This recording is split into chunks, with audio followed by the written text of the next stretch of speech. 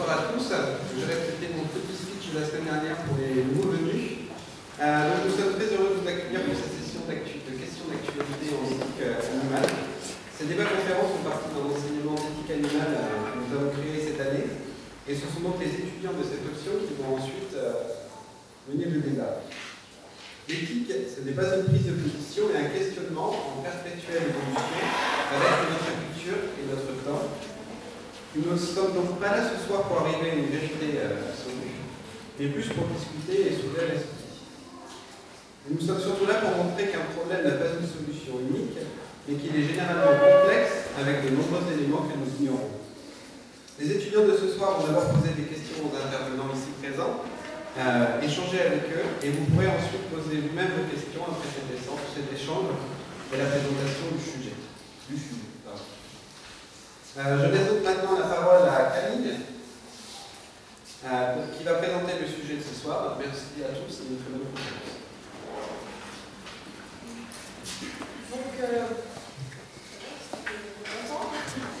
Bonsoir à tous. Ce soir, nous allons parler d'une grande problématique qui est notre lien à l'animal, uniquement une question de culture.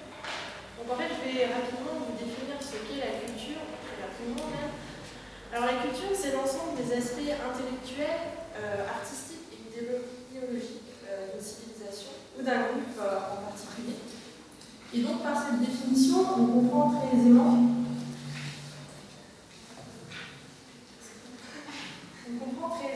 que les personnes de différents pays ou de différentes parties du globe n'ont pas la même vision du monde, et plus particulièrement ce qui nous concerne aujourd'hui, la même vision de l'animal.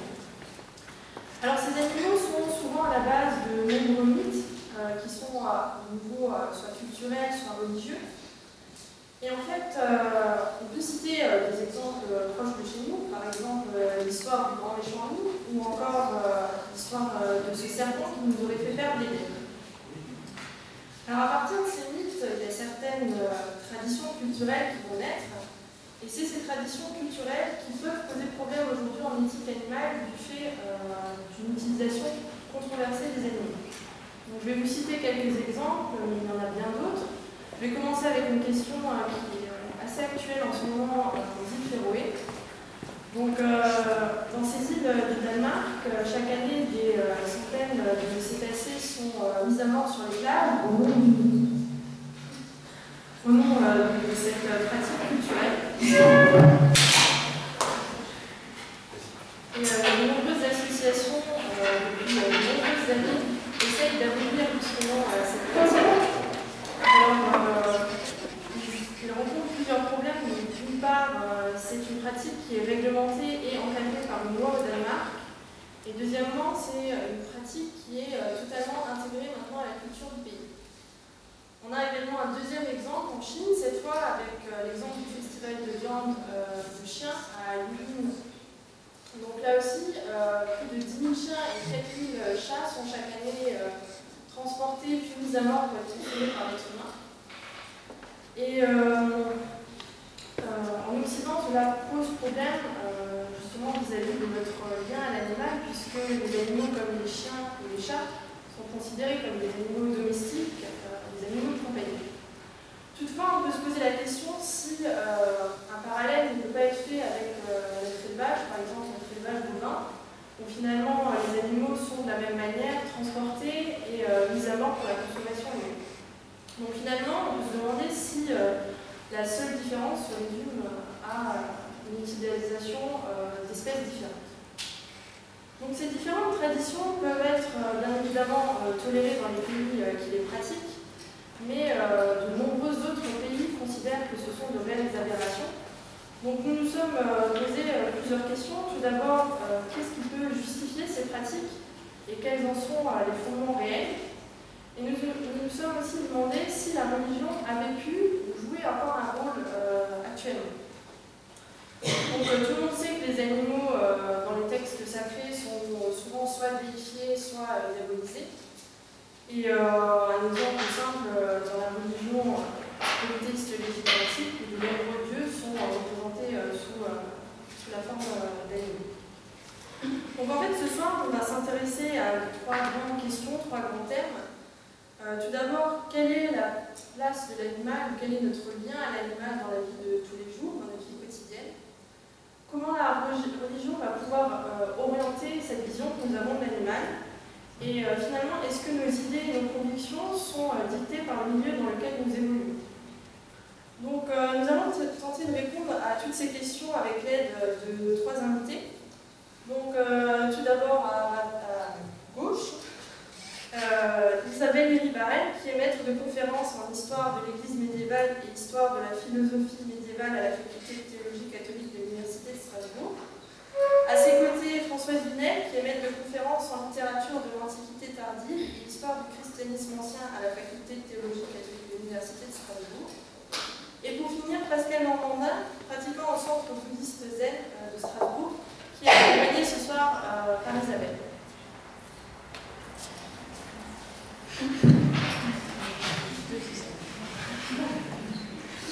Donc pour débuter le débat avec Lola, nous allons poser des questions à nos 3 invités, en ayant toujours à l'esprit notre question de départ, qui est notre lien à l'animal, uniquement une question de culture. La première question va être posée à Isabelle Iribarren. En effet, nous aimerions savoir quelle était la place de l'animal au Moyen-Âge et y a-t-il eu une évolution jusqu'à aujourd'hui? Merci tout d'abord pour l'invitation. Ça fait beaucoup de plaisir de pouvoir parler sur les animaux, un thème qui me tient à corps en public un peu plus large. Pour ce qui concerne le Moyen-Âge, il y a, c'est assez pluriel, hein, il y a, si on est au sein de la culture médiévale, il y a d'abord toute une tradition de facilité doctrinale verticale qui conçoit l'homme comme une créature étant à l'image de Dieu, contrairement aux animaux non humains. Et d'autre part, on trouve énormément de curiosité envers l'animal chez les médiévaux et qui tendent à aller voir plus dans une communauté biologique et qui se manifestent très bien, je pense, dans les bestiaires. Les bestiaires, c'est des recueils un peu encyclopédiques des propriétés d'animaux, dont le but n'est pas tellement l'observation scientifique avec un souci anatomique ou d'éthologie ou vraiment biologique dans le sens qu'on l'entend de nos jours, mais plutôt dans le sens où les animaux servent d'exemplaires, j'utilisais certains termes techniques que je vais essayer de traduire, c'est-à-dire les animaux sont censés nous parler de Dieu et sa création, sont des signes visibles de ce que Dieu a fait ici-bas, et à travers eux, on est censé pouvoir remonter vers lui. Donc, maintenant que je dis ça, ça relève d'un aspect très important de la culture médiévale, de certains héritages antiques, et je dirais, qui explique pour beaucoup la place de l'animal dans le monde médiéval. Je dirais tout d'abord une conception de l'univers néoplatonicien, j'espère que les termes ne font pas peur, qui conçoit l'univers comme une hiérarchie où chaque être, que ce soit une plante, un animal ou un homme, a une place déterminée dans cette hiérarchie en fonction de la perfection de sa nature. Bien sûr, le plus spirituel on est, le moins matériel, le moins contraint par nos besoins matériels, le plus haut placé on est dans cette hiérarchie. Bien sûr, le sommet est Dieu, et c'est un système qui comprend la vie ici-bas comme un long retour à ce principe divin. Et ce retour se fait par un affranchissement des contraintes matérielles, par une spiritualisation croissante. Et vous en doutez bien que les animaux dans tout ce système sont plutôt placés plutôt à un niveau inférieur, puisqu'ils sont contraints par la matière. Ils n'ont pas la faculté je parle pour les médiévaux, ils n'ont pas la faculté de raisonner. Ils ont une âme on appelle l'âme sensitive, et non pas une âme raisonnable, une âme intellective, et ils sont voués à la corruptibilité ici-bas. Ils ne peuvent pas atteindre le retour à Dieu, dans la béatitude, dans la gloire. Je je profite pour dire tout de suite, c'est des termes qui peuvent vous paraître un peu trop, je vais parler en tête. Oui, non, mais enfin, voilà, c'est la religion, etc. On peut être athée, croyant, agnostique, tout ce que vous voulez. Ça, c'est une vision de l'univers qui a véhiculé un système des valeurs qu'on trouve quand même assez pressant de nos jours. Hein. C'est un vecteur de croyances et des valeurs. Donc il faut le prendre comme tel. Hein. Je ne suis pas en train de faire une homélie. Donc les animaux sont donc ces traces sensibles que Dieu a laissées dans sa création et on les utilise comme ces premières étapes qui nous mènent vers Dieu. Donc ça c'est un univers très néoplatonicien auquel s'ajoutent certains, une philosophie, un naturalisme aristotélicien. Donc Aristote est très important pour la culture médiévale, surtout en ce qui concerne les animaux. Aristote croit en 3 principes de vie qu'il appelle âme, en tout cas l'Aristote médiéval. L'âme végétative, c'est ce qui explique le principe de vie, de reproduction, de nutrition chez les plantes. L'âme sensitive, c'est l'âme qui correspond aux animaux, qui, en dessus de tout ça, sont capables de locomotion et de perception sensible. Donc ça va en se complexifiant. Et enfin, l'âme intellective, qui appartient à l'homme seul, qui le fait en être capable de raisonner, donc fait à l'image de Dieu, et le seul habilité à gagner son retour à Dieu dans la gloire. C'est le paradis. Hein. C'est le seul qui est invité à la fin des temps à rejoindre ce paradis. Donc, tout ce naturalisme aristotélicien se mariait très bien, si vous voulez, avec cet univers néoplatonicien que les médiévaux ont hérité, dans la mesure où il y avait un parallélisme établi assez net entre cette hiérarchisation des principes de vie. Chez l'homme, on est censé avoir les 3, un végétative, un sensitive et un intellective. Elles sont hiérarchisées entre elles. Et on est un homme digne de Dieu, si vous voulez, dans la mesure où notre âme intellective domine notre âme inférieure, nos principes de vie inférieurs. C'est-à-dire la raison domine les passions, si vous voulez. Et pareillement, dans l'univers, tout va bien, l'ordre est établi si l'homme, qui est capable de raisonner, domine sur les animaux. Donc il y a un parallélisme assez net entre cet univers néoplatonicien de retour à Dieu et c'est la psychologie, en sens de science de l'âme aristotélicienne, qui sont tous les deux mis d'accord pour mettre l'animal dans une place inférieure dans cette hiérarchie. Donc je pense qu'on reviendra sur tous ces sujets, mais c'est une des choses qui justifie justement la domination de l'homme sur la nature, et l'animal est fait pour servir l'homme. Donc à chaque étape de l'histoire du salut, c'est-à-dire dans le paradis terrestre chez Adam, après la chute, après le péché, puisque c'est la lecture que font les médiévaux de notre existence ici-bas, et dans la gloire, c'est-à-dire dans le paradis à la fin des temps, les animaux vont jouer un rôle déterminé par le statut de l'homme. C'est eux-mêmes, ils n'ont pas vraiment c'est un statut qui est dicté vraiment par le statut de l'homme dans l'état d'innocence, dans le paradis terrestre, les animaux vivent en communauté assez pacifique avec l'homme, puisque l'homme n'a pas péché. Ensuite, après la chute, ils sont là pour satisfaire l'état d'indigence de l'homme. Et dans la gloire, on n'en a plus besoin d'eux. Hein. Donc, si vous voulez, la gloire, le paradis chez les médiévaux est pas mal le pôle Nord. Enfin, il n'y a pas grand-chose. On n'a plus besoin d'animaux, on n'a plus besoin de nature, parce que la nature, comme elle est faite au service de l'homme pour satisfaire ses besoins, dans le paradis, il n'a plus de besoin de quoi que ce soit, donc les animaux disparaissent. C'est une question qui m'a toujours tracassée, parce qu'on voit des animaux dans l'Éden, et c'est une chose que j'ai jamais compris, pourquoi dans la culture, dans la doctrine médiévale, la gloire n'est pas édénique, c'est-à-dire le paradis à la fin des temps ne se retrouve pas constitué par la même population. Les animaux disparaissent tout d'un coup, alors qu'ils n'y sont pour rien dans le péché qui a mené à l'homme à souffrir toutes sortes d'indigences. Donc c'est des choses qu'on peut expliquer, enfin ça devient après plus technique, mais un autre élément, je termine par là, qui explique la place des animaux et qui est étroitement lié aux autres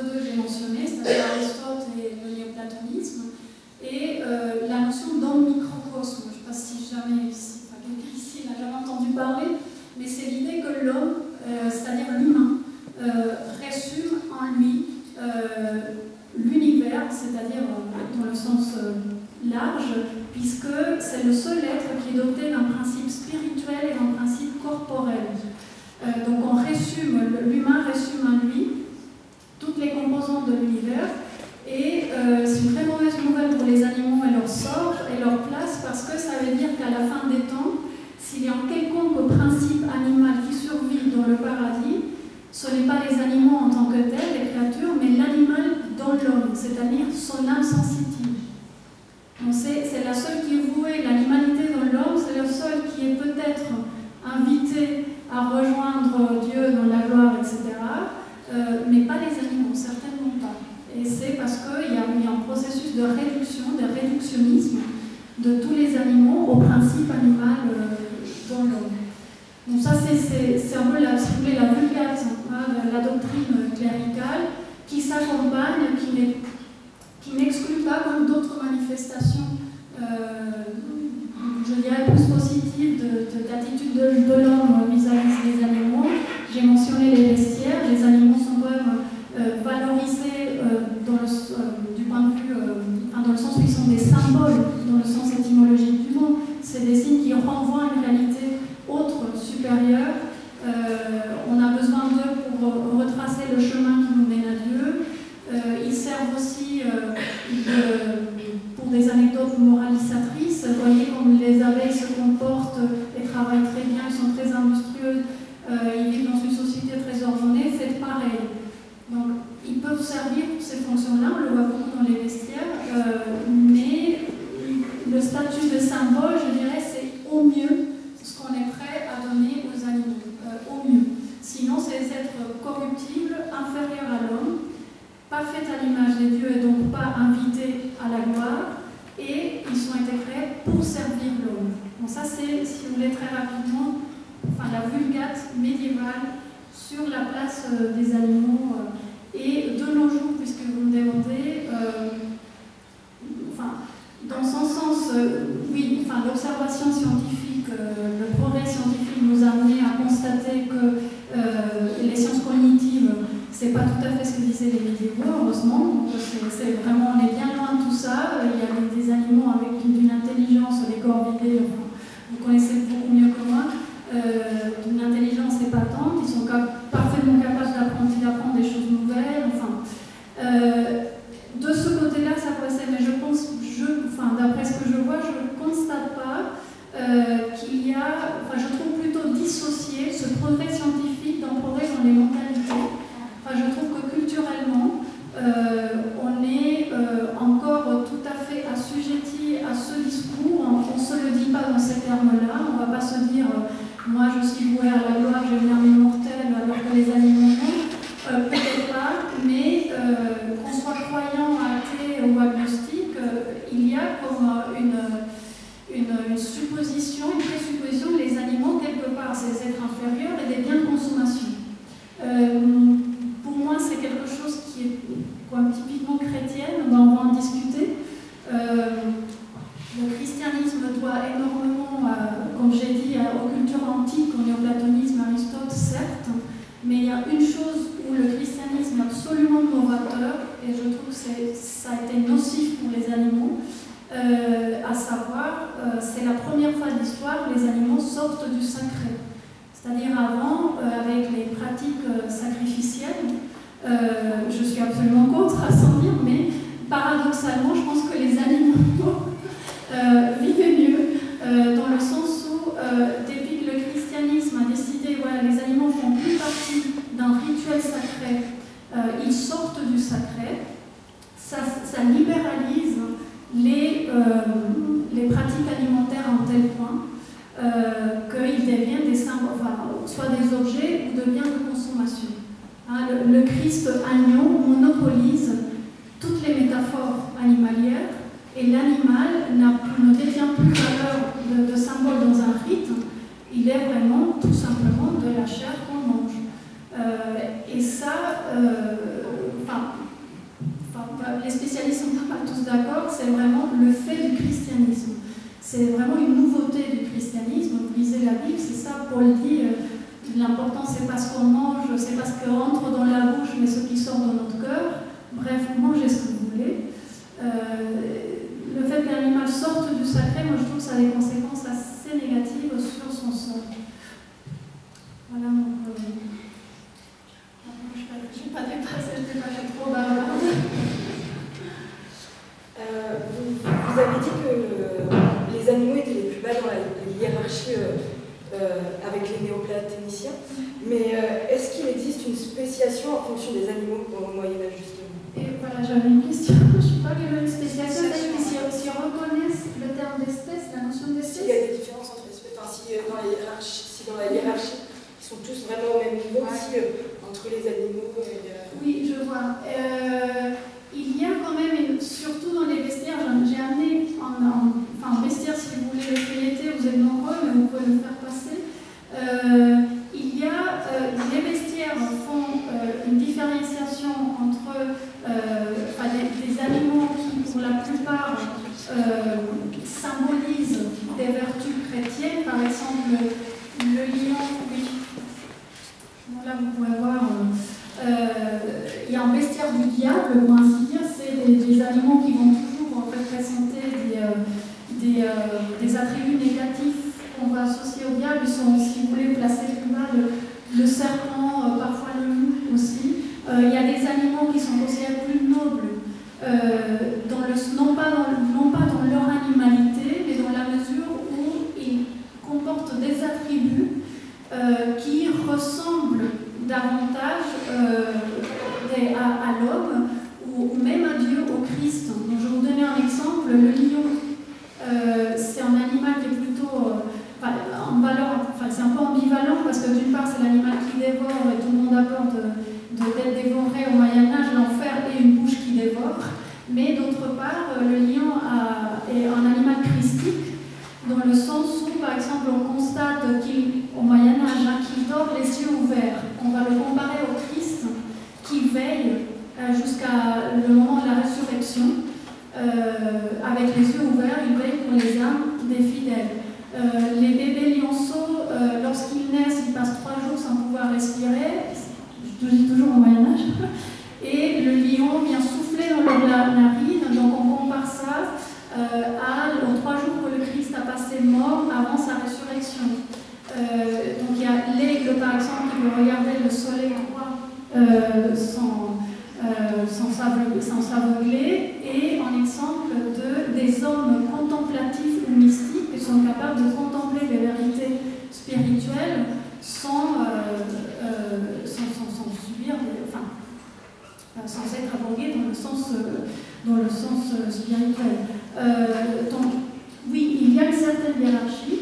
L'âne est toujours plutôt dénigré, dans le sens où il est comparé aux illettrés. Illettrés au Moyen-Âge veut dire les personnes qui ne maîtrisent pas le latin, donc peut-être tous ici. Mais pas les analphabètes. Donc normalement les laïcs, les clercs diront ça, les laïcs. Le porc, pareil, il regarde toujours vers le bas, il mange n'importe quoi. Il y a des adages comme donner des perles au pourceau. Les clercs vont dire ça, les théologiens, des laïcs. On ne va pas vous donner les détails de la doctrine, vous ne maîtrisez pas, c'est comme donner des perles au pourceau. C'est quelque chose qui m'intéresse beaucoup d'étudier ces adages, ces proverbes médiévaux animaliers, pour voir quelles sont les valeurs culturelles qu'ils véhiculent. Donc ça c'est, vous voyez, porc, âne, tout ce qui est vermine. Il n'y a pas de notion d'insectes au Moyen-Âge. C'est quadrupèdes, animaux qui vivent dans l'eau, et vermines et oiseaux. C'est les 4 catégories d'animaux. On n'a pas de notion d'espèce dans une taxonomie telle qu'on l'entend aujourd'hui. C'est ces catégories, et parfois ces catégories comprennent des animaux hybrides comme le griffon ou puis la licorne, des choses comme ça, ou parfaitement chimériques. C'est tout mélangé, c'est tout un univers qui est quand même beaucoup plus ouvert et malléable que nos taxonomies très fixes. Mais oui, il y a quand même une certaine gradation, mais en tant qu'animal, le genre animal, il est toujours placé. Voilà. Merci. Maintenant, c'est une question par rapport au bouddhisme pour Pascal Normandin. Et donc, aujourd'hui, quelle est la place de l'animal dans le bouddhisme? Quelle est la place? C'est trop fort.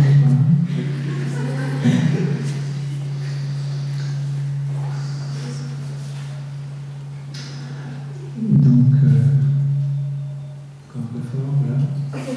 C'est bien, voilà. Alors, la place du bouddhisme aujourd'hui, je pense que c'est une question à laquelle il est un peu difficile de répondre. Parce que la place du bouddhisme aujourd'hui n'est pas très différente de celle qu'elle était dans les siècles passés, je crois. Par rapport à. D'abord, peut-être dire par rapport à l'intervention précédente que dans le bouddhisme, on ne peut pas retrouver cette hiérarchie quand il est question de Dieu aux animaux en passant par les hommes. Parce que le bouddhisme, c'est intéressant de le dire d'entrée de jeu, c'est une religion monothéiste. Donc il n'y a pas de récit de création, il n'y a pas de genèse dans le bouddhisme. Il n'y a ni origine ni fin dans le bouddhisme. Et il n'est pas question d'avoir été créé donc, à l'image d'un dieu quelconque. Il existe bien des dieux dans la mythologie bouddhiste, ce sont des divinités, des déités, mais qui sont plus. Qui n'ont pas du tout ce rapport de créateur à une création, qui sont des êtres qui ont certains pouvoirs que les êtres humains n'ont pas, mais qui sont présents lorsque le Bouddha donne ses enseignements. Vous voyez, dans les grands sutras du bouddhisme ancien, le sutra de Lotus, par exemple, ou les sutras plus anciens. Lorsque le Bouddha donne son enseignement, il y a toujours des milliers et des milliers de personnes qui sont là. Il y a des êtres éveillés qui l'écoutent évidemment très attentivement, des auditeurs plus lambda, si vous voulez, qui sont là pour aller voir ses paroles, et les dieux sont là aussi pour écouter son enseignement. Donc, ils sont eux-mêmes tout à fait attentifs aux enseignements du Bouddha, essayant de s'améliorer eux-mêmes en fonction des enseignements du Bouddha, et eux-mêmes soumis à la loi exposée par le Bouddha. Ils ne sont pas du tout au-dessus des lois exposées par le Bouddha. Donc il n'y a pas, du coup, ça change quand même pas mal de choses. Alors, le bouddhisme, c'est une religion qui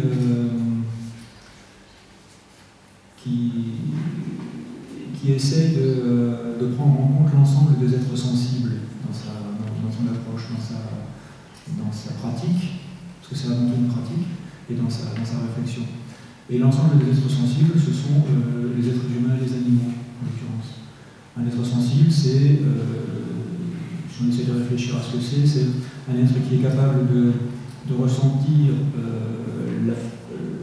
les conditions dans lesquelles il vit comme plus ou moins propices, et d'avoir ne serait-ce qu'un tout petit peu le désir de l'améliorer, d'aller plutôt vers quelque chose qui est de l'ordre de la survie, parce que c'est bien menacé, en fait, ou tout simplement quelque chose qui puisse améliorer ton existence, plutôt que de régresser vers quelque chose qui pourrait menacer son existence. À partir de ce moment-là, il est sensible. Les plantes ne sont pas considérées comme des êtres sensibles parce qu'elles réagissent de façon plus mécanique. La fleur se tourne vers le soleil, par exemple, par un effet parfaitement mécanique, et sa démarche n'entrera jamais en ligne de compte. Elle n'a pas le choix, si vous voulez, de le faire ou de ne pas le faire. Jusqu'à un certain point, les animaux ont le choix, et les êtres humains, en tout cas, eux, ont le choix. Donc c'est l'ensemble des êtres sensibles qui est pris en compte. Ce qui ne veut pas dire que les animaux et les êtres humains soient mis sur un pied d'égalité. Les êtres humains dans le bouddhisme ont des facultés que les animaux n'ont pas. Et pour le dire de façon très simple, mais qui à la fois, si on voulait l'expliquer, on entendrait dans des discussions assez complexes, tous les êtres sensibles ont la nature de Bouddha. Ils ont tous la nature de Bouddha. Mais ils ne peuvent pas la manifester, cette nature de Bouddha.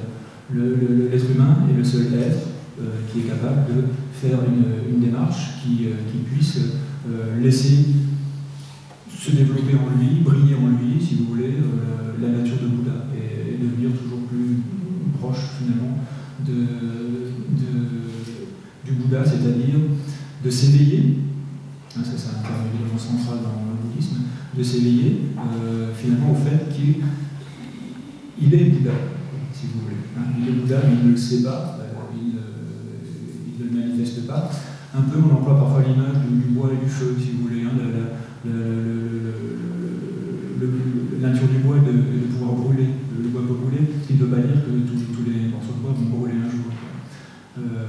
Donc tous les êtres sensibles ont cette nature de Bouddha, ils ne l'expriment pas tous forcément, ils ne la manifestent pas tous forcément, et les êtres humains sont les seuls à pouvoir le faire. Et alors, cette distinction qui est quand même donc, une différence et qui introduit quand même une sorte de hiérarchie si on veut, hein, c'est vrai que c'est un plus, si vous voulez, par rapport aux animaux, selon les êtres humains, n'implique en rien, et au contraire, un sentiment de domination ou d'exploitation vis-à-vis des animaux.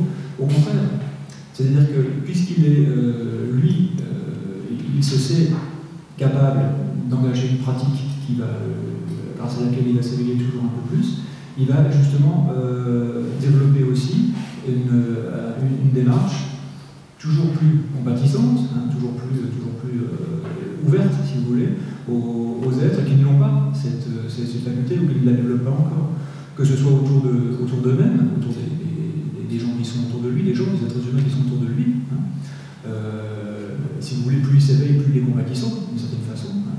Ou que ce soit vis-à-vis des animaux, vers lesquels, effectivement, il va toujours être de plus en plus compatissant, enfin, là aussi, plus l'éveil, plus il avancera vers l'éveil. Hein. Donc il n'y a pas du tout, au contraire, hein, il n'y a pas du tout l'idée de domination ni d'exploitation des animaux. Il y a une prise en compte vraiment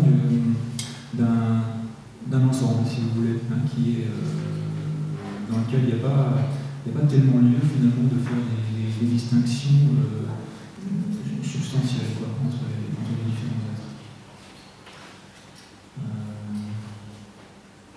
Donc, aujourd'hui, le bouddhisme a cette position que j'ai essayé de résumer. Ce qui peut changer aujourd'hui, je pense qu'on en parlera peut-être un peu plus longuement au cours de la soirée, c'est le sort qui est fait aux animaux.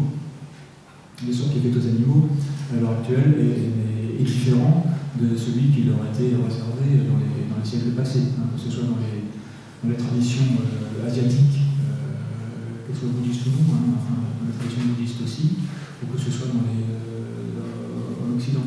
Il y a une espèce de mise à distance comme ça, de la façon dont les animaux sont traités. On ne les voit plus.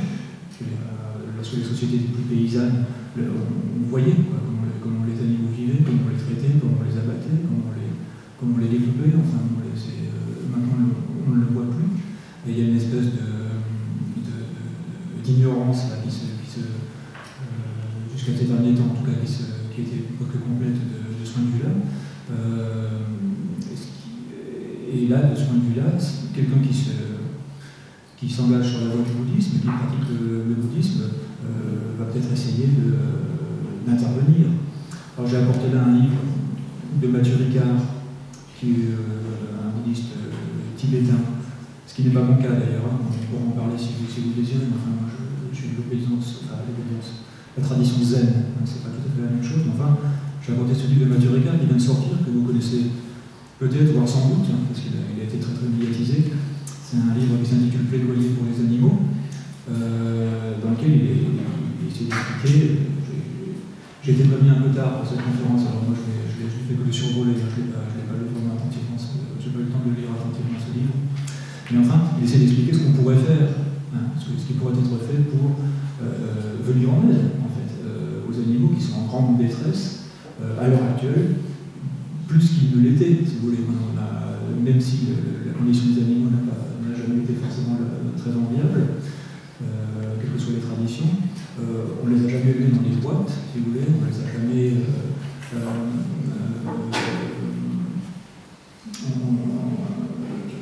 interdit l'accès à toute forme de vie, même minimale, si vous voulez. Hein. Ils sont parqués, nourris de façon tout à fait rationnelle, abattus en série, si vous voulez, de façon industrielle. Et ça, c'est quand même une nouveauté à laquelle les bouddhistes, évidemment, ne peuvent pas rester insensibles, puisque ce sont des êtres sensibles par définition.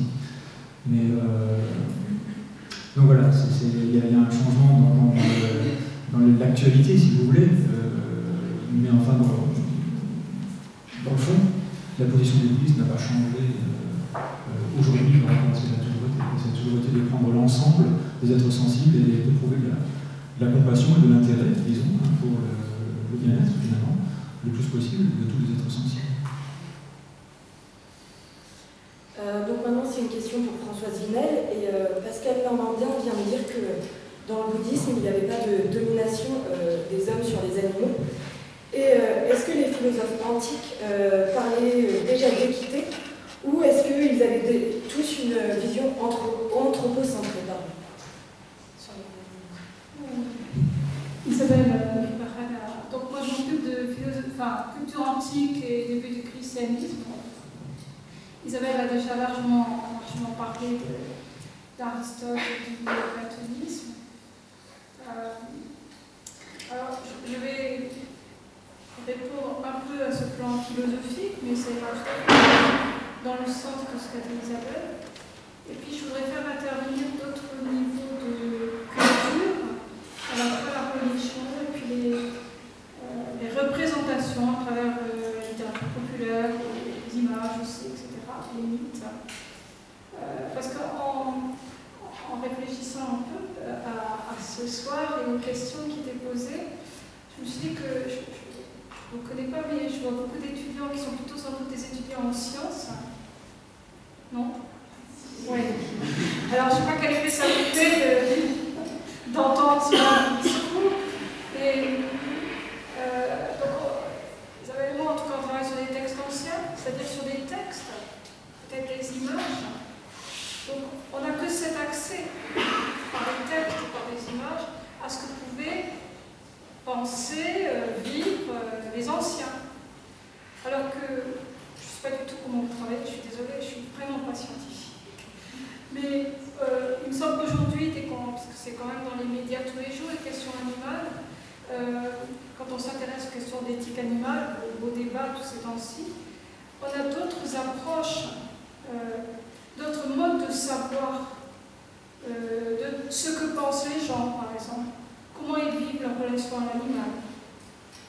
Vous voyez, il y a d'autres, je ne sais pas, tout ce qui peut être statistique, enquête, etc. On n'a pas du tout ce type d'approche pour les textes anciens, c'est évident. Donc ce qu'on va vous dire, ça vous paraîtra peut-être assez abstrait, hein, en un sens, mais c'est, comme l'a dit Isabelle aussi, parce qu'on est souvent d'accord quand même, ce sont des modes de pensée, des traditions philosophiques, culturelles, qui ont informé l'univers occidental et les pensées occidentales. Alors, au plan philosophique, ce qui est important, c'est la notion d'être vivant, zoologie de l'animal, et être animé. Je ne vais pas répéter ce que ça va dire. Donc, ce qu'il y a en commun entre l'homme et l'animal, c'est une partie de l'âme. Hein. Ce sont des êtres animés, mais il y a une conception hiérarchique de l'animal, de l'âme, hein, qui fait qu'il y a donc l'âme sensitive, et pour les animaux, ça s'arrête là. Et puis, bien mieux quand même, en principe, pour l'homme, l'âme raisonnable. L'animal, donc, quand Aristote dit que l'homme est un animal logicole, rationnel, tout de raison, ça dit toute la différence. Voilà. Après, il y a une partie de l'œuvre d'Aristote qui est sur l'histoire des animaux, les critiques des animaux, donc il faudrait faire, alors à ce moment-là, mais il faudrait un spécialiste de sciences de l'Antiquité, pour voir comment, qu'est-ce qu'on sait de la science antique sur les animaux. Je ne sais pas, vous avez peut-être des cours d'histoire des sciences. Et ça marche pas? Comment? Et donc ça c'est au plan philosophique, donc j'en dirai un peu plus parce que c'est tout à fait dans le sens de ce qui a été dit pour les médiévaux qui reprennent la culture antique à ce niveau. Mais je voudrais ajouter pour l'antiquité profane, non chrétienne, peut-être qu'on ira au christianisme après, certains mythes qui font apparaître l'idée d'animaux sacrés. Isabelle en a parlé. Par exemple, si vous vous êtes intéressé à un moment ou l'autre de votre scolarité avec la mythologie grecque, etc., si vous avez entendu parler, c'est juste un exemple de la guerre de Troie, qui a dû passer au cinéma récemment aussi, vous avez une des légendes dit que la flotte de Troie, donc la flotte grecque qui devait aller à Troie récupérer l'aide, etc., n'a pas pu partir, a été empêchée parce que la déesse Artémis, déesse de la chasse, voulait punir, c'est une des légendes, il y a plusieurs versions, un des chefs de la flotte, avec le même nom, qui avait, à la menace, avec Ménas, tué une biche qui appartenait à Artémis. Il y avait l'idée aussi, dans l'Antiquité, il y a des colloques à Strasbourg là-dessus, l'idée de bois sacré, espace sacré, de Dieu protecteur des animaux, si vous voulez. En même temps, il y a des sacrifices animaux que le christianisme va interdire. En sorte de sacrifice. C'est peut-être ambigu. Et puis le troisième niveau de culture, et puis j'arrêterai là, c'est, j'aime pas trop l'expression littérature populaire parce qu'elle est quand même assez méprisante, mais donc on est en Grèce, mettons au 4e, 5e siècle avant notre ère, peut-être même avant, on est dans des traditions orales et dans des traditions, dans des cultures où on mémorise beaucoup. Donc quelqu'un comme Socrate, je pense que tout le monde connaît, savait par cœur l'Iliade et l'Odyssée et les fables des hommes. Et dans la littérature des fables, très ancienne, qui donne la fontaine après chez nous, il y a toujours des animaux. Des animaux qui sont des modèles pour l'homme, mais aussi sont représentés anthropomorphiquement. Mais cet univers de fables, il habite l'imaginaire collectif, si vous voulez. Donc, il traduit quand même des représentations des animaux, des façons de traiter les animaux, etc.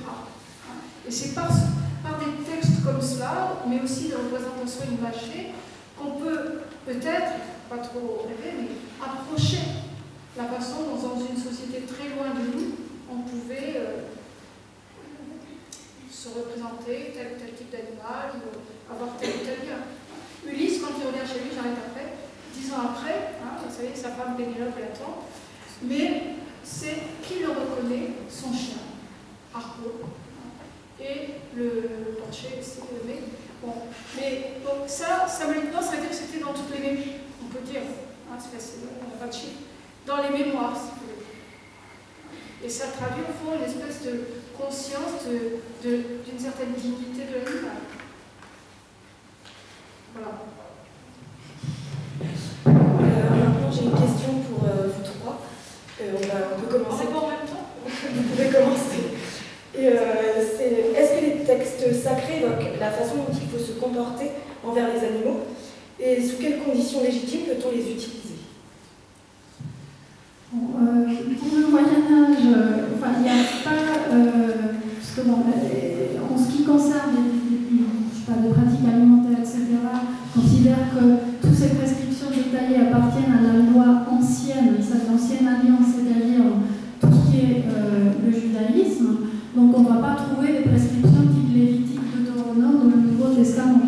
Par contre, on trouve dans la littérature cléricale, dans les philosophes scolastiques, des questions comme par exemple dans le point de départ de la Genèse, c'est toujours le point de départ lorsqu'il s'agit d'homme-animal.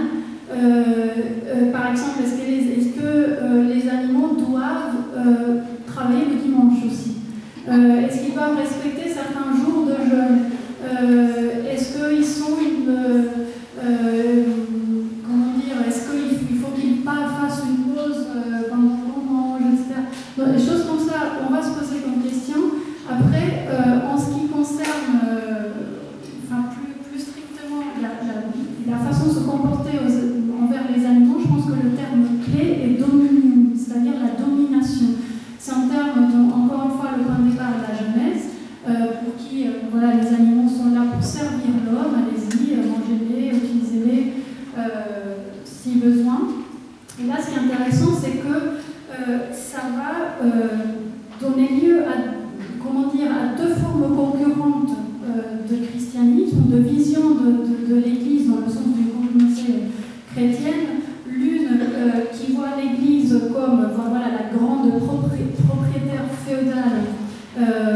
domine sur ses fidèles. Donc là, le concept de dominium est très fort, hein, et ça va avoir des conséquences sur la nature, sur les animaux. Et une autre concurrente à celle-ci qui est de l'Église comme une forme de fraternité qui doit plutôt vivre une forme de pauvreté évangélique, donc le contraire de propriété, le franciscanisme. On voit une espèce de résurgence, une espèce de néo-franciscanisme avec le pape François maintenant. Enfin, c'est intéressant de voir comment l'écologie, peut-être je dirais un moment plus tard, aussi a des liens très forts, je pense, avec la pensée chrétienne. Après, on fait une distinction entre deux formes de dominium, et c'est là où ça devient intéressant du point de vue qui est le nôtre, la réflexion sur les animaux. Il y a un dominium qui est acceptable, c'est-à-dire c'est le dominium, la domination naturelle que les hommes, et là je peux vous citer les passages de Thomas d'Aquin que j'ai amené au cas où les hommes les plus intelligents, les mieux dotés intellectuellement, tout naturellement, doivent dominer sur les moins capables. Ça, c'est normal et naturel. Et après, il y a un sens de domination qui est plutôt coercitive. Et là, c'est inacceptable entre deux hommes donc égaux, et qui est réservé aux êtres inférieurs, donc les animaux. Et le texte est très intéressant aussi, qu'ils vont citer pour appuyer cette distinction entre deux formes de domination, et la politique d'Aristote, où il parle des serfs, des esclaves, comme des propriétés animées.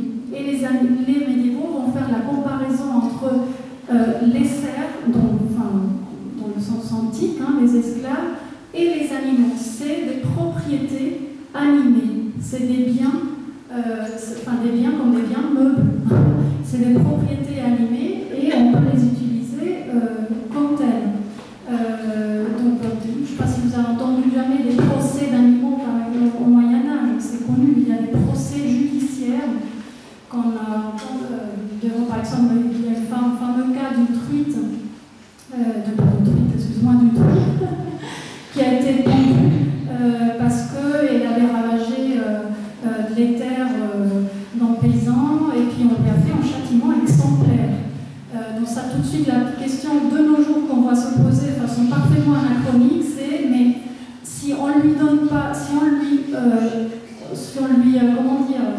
lui reconnaît pas aux animaux le libre arbitre, comment va-t-on prétendre qu'elle est culpable de quoi que ce soit? Son libre arbitre, on ne peut pas encourir une faute, hein, ou l'empêcher encore moins.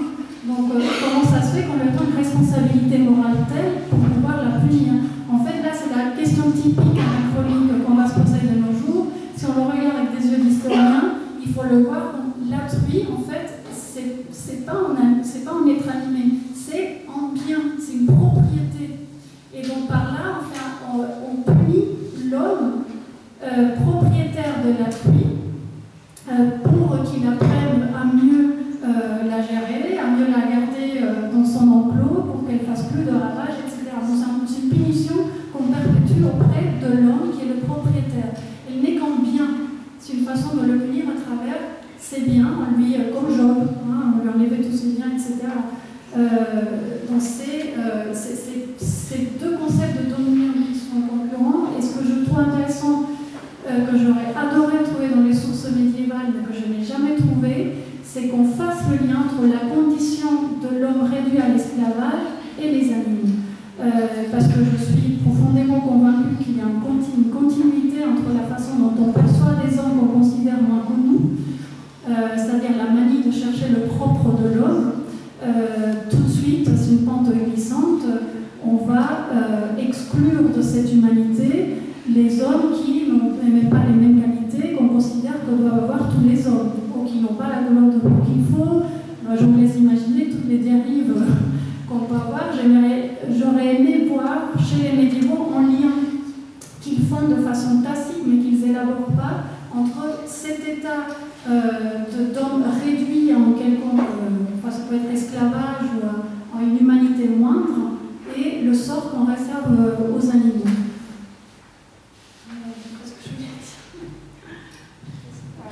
Je répète la question. Bon, est-ce que les textes... C'est bon. Oui. Je vais peut-être juste dire quelque sur donc les textes bibliques et en particulier l'Ancien Testament. Donc ça concerne plus le judaïsme aujourd'hui. Je ne suis pas spécialiste du judaïsme, mais il me semble donc qu'il y a les animaux et la création, etc. Et dans toutes les lois qui sont édictées dans le Pentateuque, dans les 5 premiers livres, il y a quelque chose qui est important et qui a encore son rôle dans les pratiques juives actuelles, il me semble, c'est, qu'on retrouve peut-être aussi en islam, c'est la distinction entre animaux purs et animaux impurs. La catégorie du pur et de l'impur. Donc, et cela, ça se traduit par les pratiques alimentaires, les interdits alimentaires, etc. En l'absence de mélange. Donc ça, c'est une catégorie religieuse très importante qui, me semble-t-il, disparaît dans le Nouveau Testament. Puisque, alors, je ne sais pas si vous lisez la Bible tous les jours, je suis sûre que c'est votre cas, mais dans les Actes des Apôtres, on voit Pierre qui a un rêve, donc il y a du judaïsme. Donc cette idée de, encore aujourd'hui, puisqu'avec les juifs libéraux, ils sont quand même très marqués par cette... il y a les animaux interdits et on ne mélange pas. Donc Pierre, qui sont judaïsme, a un rêve dans lequel il voit une espèce de drap, dans lequel il y a toutes sortes d'animaux, purs et impurs. Et il entend une voix, c'est une espèce de vision qui lui dit « Tu peux manger, tu peux manger tous ces animaux qui sont, pour les païens en général, tu peux y aller, il n'y a plus d'interdit. » Alors, Isabelle a dit, je crois qu'elle a raison, c'est tout à fait ambivalent. Et donc, une catégorie fondamentale dans le judaïsme, dans l'Ancien Testament, c'est pur et impur. Ah, pardon, vous avez autre micro. Oui, j'ai mon micro. Dans le bouddhisme, il n'y a pas de catégorie de pur et d'impur. Là, il y a la viande, d'ailleurs, en elle-même n'est pas impure pour les bouddhistes. Le problème de manger de la viande pour un bouddhiste, c'est qu'il faut tuer l'animal pour manger sa viande. Alors, parmi les préceptes du bouddhiste, il y a ne pas tuer, qui ne s'adresse pas seulement à ne pas tuer d'êtres humains, c'est ne pas tuer d'une façon générale. Donc, encore une fois, ça touche les êtres sensibles, pas seulement les êtres humains. Si on se contentait de manger de la viande d'animaux morts accidentellement ou morts de vieillesse, je pense que la question se poserait tout à fait différemment. Pour les bouddhistes, le problème c'est qu'il faut tuer des animaux en bonne santé, meilleurs à leur santé, meilleurs à leur vivant sans doute. Donc les non-bouddhistes hésitera à le faire. Donc du coup, les bouddhistes sont majoritairement végétariens. Pas tous, c'est pas non plus, il n'y a pas d'interdit si vous voulez. Mais il va de soi finalement pour un bouddhiste, pour les questions de proximité, de sensibilité, de compassion, dont je parlais tout à l'heure, que si on peut faire autrement, si on peut ne pas nuire, si on peut ne pas causer de tort à qui que ce soit, à quelque être sensible que ce soit, c'est mieux. Si on ne peut pas faire autrement, c'est pas non plus interdit. Il y a des populations bouddhistes, notamment au Tibet, qui vivent sur des hauts plateaux tibétains où il n'y a rien de tout, si vous voulez, à part une espèce d'herbes rares qui sont mangées par des troupeaux de yaks. Ils mangent leur yak, parce que s'ils ne mangeaient pas leur yak, ils auraient tout simplement du mal à s'alimenter, il fait très froid, etc. C'est très rude. Donc c'est pas une interdiction. Mais enfin, si on a le choix, disons que le bouddhisme a tendance à penser qu'il vaut mieux être végétarien pour ces raisons-là. Alors les textes sacrés accordent que je sache, je ne suis pas un spécialiste en fait, de l'histoire du bouddhisme, et le bouddhisme est une religion extrêmement récente ici, en Occident. On connaît ce qu'on connaît, on connaît ce qui est traduit. Personne ne peut se vanter d'avoir une culture encyclopédique sur le bouddhisme, d'autant plus que c'est une religion extrêmement diverse, variée. Mais enfin, il y a quand même deux occurrences auxquelles je pense comme ça, de sutras importants du bouddhisme, dans lesquels le Bouddha Paul lui-même déconseille fortement de manger de la viande. Il dit quelque chose comme ça, quel genre de vertu pratiquent ces gens qui tuent les poissons de la mer, les oiseaux du ciel et les animaux de la terre, causant des terreurs infinies à ces êtres. Donc éviter de manger de la viande pour ne pas causer de terreur à ces êtres sensibles. Il n'y a pas l'idée de ne pas manger de la viande, si vous voulez. C'est l'idée de ne pas causer du tort à un être sensible. Dans un autre texte, il est un petit peu plus violent d'une certaine façon. Le Bouddha dit que les êtres humains qui se nourrissent de viande, il déconseille à ses disciples donc de le faire. Il dit c'est un peu comme si vous mangez la chair de vos propres enfants. Donc c'est-à-dire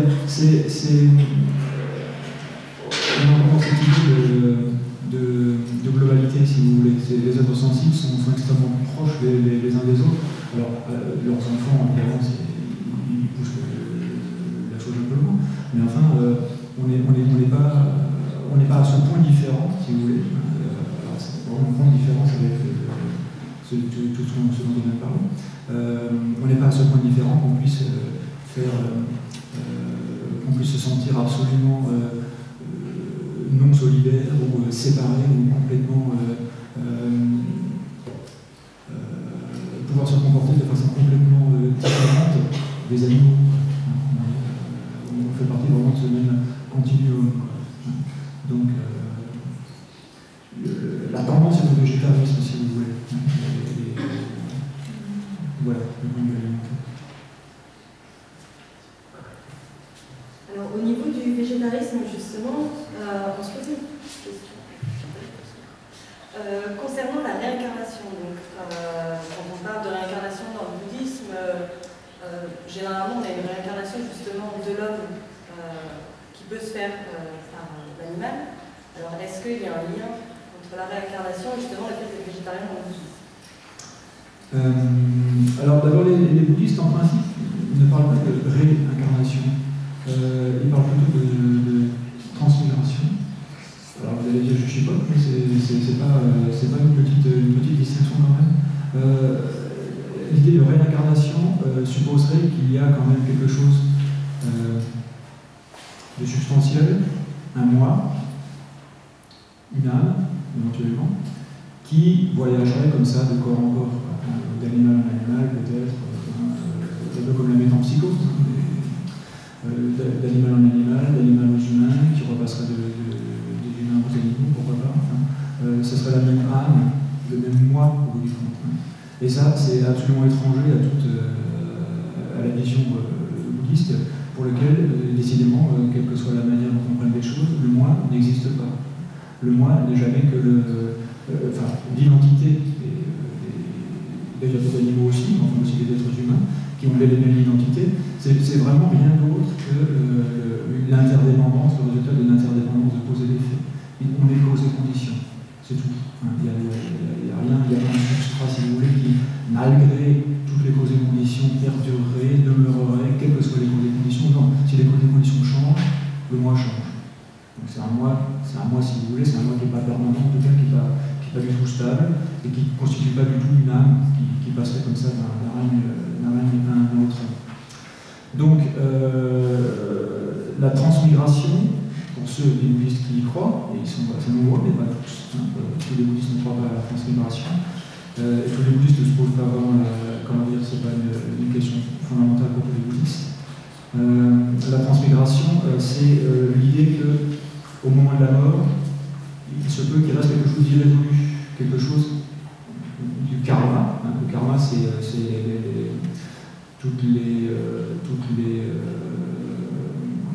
les choses, les actions, les pensées, les paroles qui ont été dites, qui ont été accomplies et qui ont des conséquences, qui sont des semences, qui sont autant de semences qui vont germer, autant de graines qui vont devenir des fruits. Pour le bouddhisme, toute semence va donner un fruit tôt ou tard. Au moment de la mort, il se peut qu'un certain nombre de ces semences n'aient pas donné de fruits. On continue à les semer. Et une espèce de continuum de conscience, si vous voulez, qui passerait d'un être à un autre, mais certainement pas sous le point où son âme. Donc, quand même, il est important de s'entendre sur le terme. La réincarnation supposerait quand même qu'il y ait une âme qui a un moi qui transmute, qui se voyage de corps en corps. Ah, c'est pas ça. C'est assez complexe à comprendre, mais enfin, c'est pas de cet ordre-là. Et il y a des. Alors, dans le bouddhisme zen, justement, il n'est jamais question de transmigration ni de réincarnation. Il est question de. S'il est question de transmigration, il est question de transmigration d'instant en instant. Instant en instant. Tout se rejoue, instant après instant. On transmigre des liens, et à travers un certain nombre de royaumes, de domaines, 6 précisément, dans lequel figure un domaine, un royaume qu'on appelle le royaume animal, mais qui est en nous, si vous voulez. On a quelque chose d'animal en nous. On a quelque chose, il y a le royaume des enfers aussi. Il y a quelque chose, c'est le monde de l'angoisse, si vous voulez, le monde de la frustration totale. Il y a le monde du désir à vivre, qui existe aussi. Il y a le monde humain, qui fait partie de ces 6 mondes. Le monde humain, c'est le monde, là par exemple, tout de suite on est dans le monde humain, si vous voulez, je suis en train de vous parler dans le cadre d'une université, vous êtes des étudiants, vous m'écoutez, c'est l'aspect social des choses, ce domaine-là. Le domaine céleste, c'est le domaine de l'extase, le domaine de l'orgueil aussi, ça peut aussi être ça. Et on passe d'une journée, dans une journée, on passe d'un domaine à l'autre, d'un royaume à l'autre, on transmigre, effectivement. Rien n'est stable. Pour le bouddhisme, tout est complètement impermanent, toujours. C'est la nature des choses d'être impermanente. Donc c'est dans ce sens-là qu'on parle de transmigration. Et sur ce qu'il adviendra de quoi que ce soit, d'ailleurs, du corps ou de l'esprit après la mort, finalement la question pour le bouddhisme, c'est quoi qu'il arrive, finalement, ce qui est important, c'est de mener une vie d'une certaine façon, de vivre d'une certaine façon,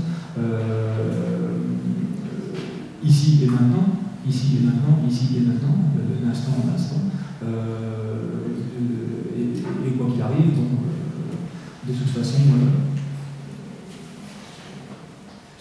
qu'on croit à la réincarnation, qu'on croit au paradis éventuellement, de toute façon la question qui se pose au bout du compte, c'est de savoir ce qu'on fait maintenant dans cette vie, qui aura des répercussions sur la vie après la mort. Bon. S'il y a une forme de vie après la mort, le bouddhisme dit je ne sais pas. Je ne sais pas s'il y a après la mort. Est-ce que quelqu'un sait véritablement, en dehors des croyances, est-ce que quelqu'un peut vraiment être affirmatif? Le bouddhisme zen qui est très pragmatique dit très clairement qu'il n'en sait rien. Mais quoi qu'il arrive, si la concentration, l'attention reste celle qu'elle doit être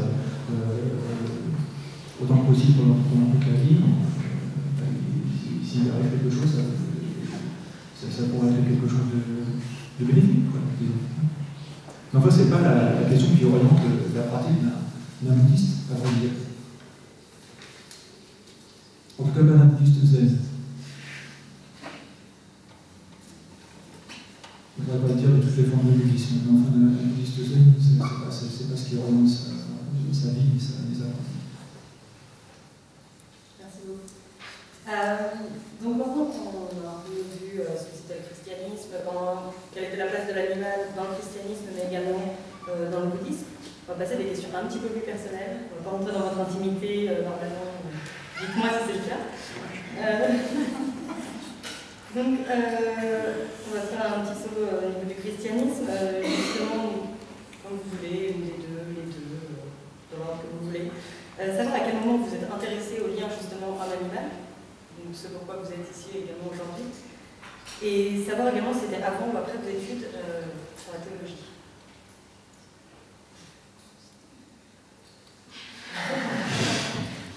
Ça devient très personnel.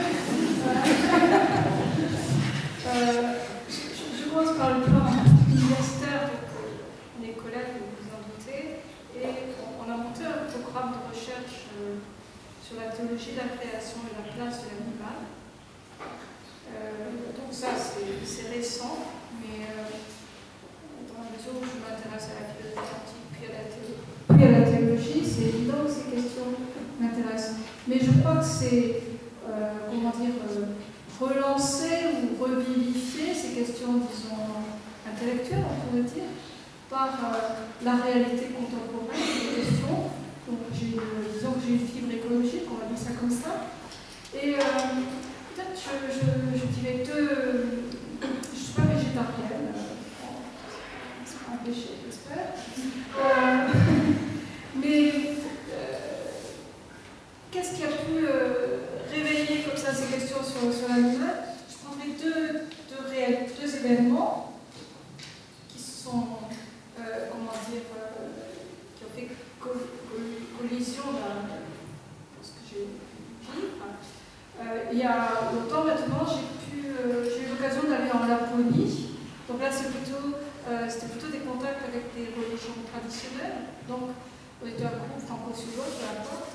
Et on a interviewé, ou on a rencontré à plusieurs reprises un monsieur Lapon, de tradition lapone, je ne sais pas, qui nous a expliqué ses pratiques de chasse et de pêche, de chasse surtout, de pêche de bord de lac. Et il nous a expliqué que traditionnellement, on faisait une prière avant de pêcher, donc de tuer un animal en poisson. Voilà. Donc ça, c'est la rencontre avec une tradition religieuse, culturelle, dont dans les années, c'était pas si ancien. Et en même temps, en France, crise de la vache folle et le reste, on abat des animaux. L'abattage. Depuis toujours, mais là, ça a pris des proportions délirantes, je trouvais. Bon, plus les poulets en batterie, tout ce que vous voulez. Et donc, ça fait un tel choc de voir ces deux situations, hein, où on voit comment nous, on fait tout. C'est toujours le dominium, finalement. Je ne vais pas abuser des mots savants, mais c'est toujours l'anthropocentrisme. Si ces animaux risquent de nous contaminer, allez, par milliers, on les tue. Alors après, ça invite à, comme historienne de la pensée, des choses comme ça invite à réfléchir, à reprendre, à chercher à comprendre.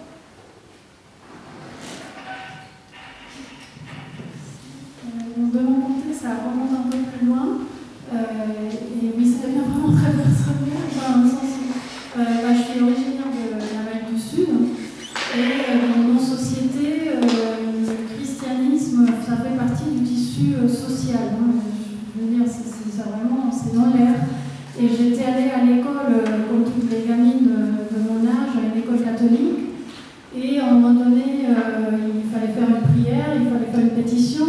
Et j'avais, je sais pas, 8-9 ans. J'étais éduquée de façon, enfin, on est très sensible dans ma famille au sort animal. Et on nous dit, faites une pétition, on ferait quelque chose pour quelque chose qui vous importe. J'ai dit, pour les animaux qui souffrent. Et le curé m'a arrêté tout de suite, m'a dit, ça ne vaut pas compétition. Prie pour ta grand-mère qui a l'Alzheimer, par exemple, ou prie pour... Et depuis ce moment-là, ça me tracasse vraiment.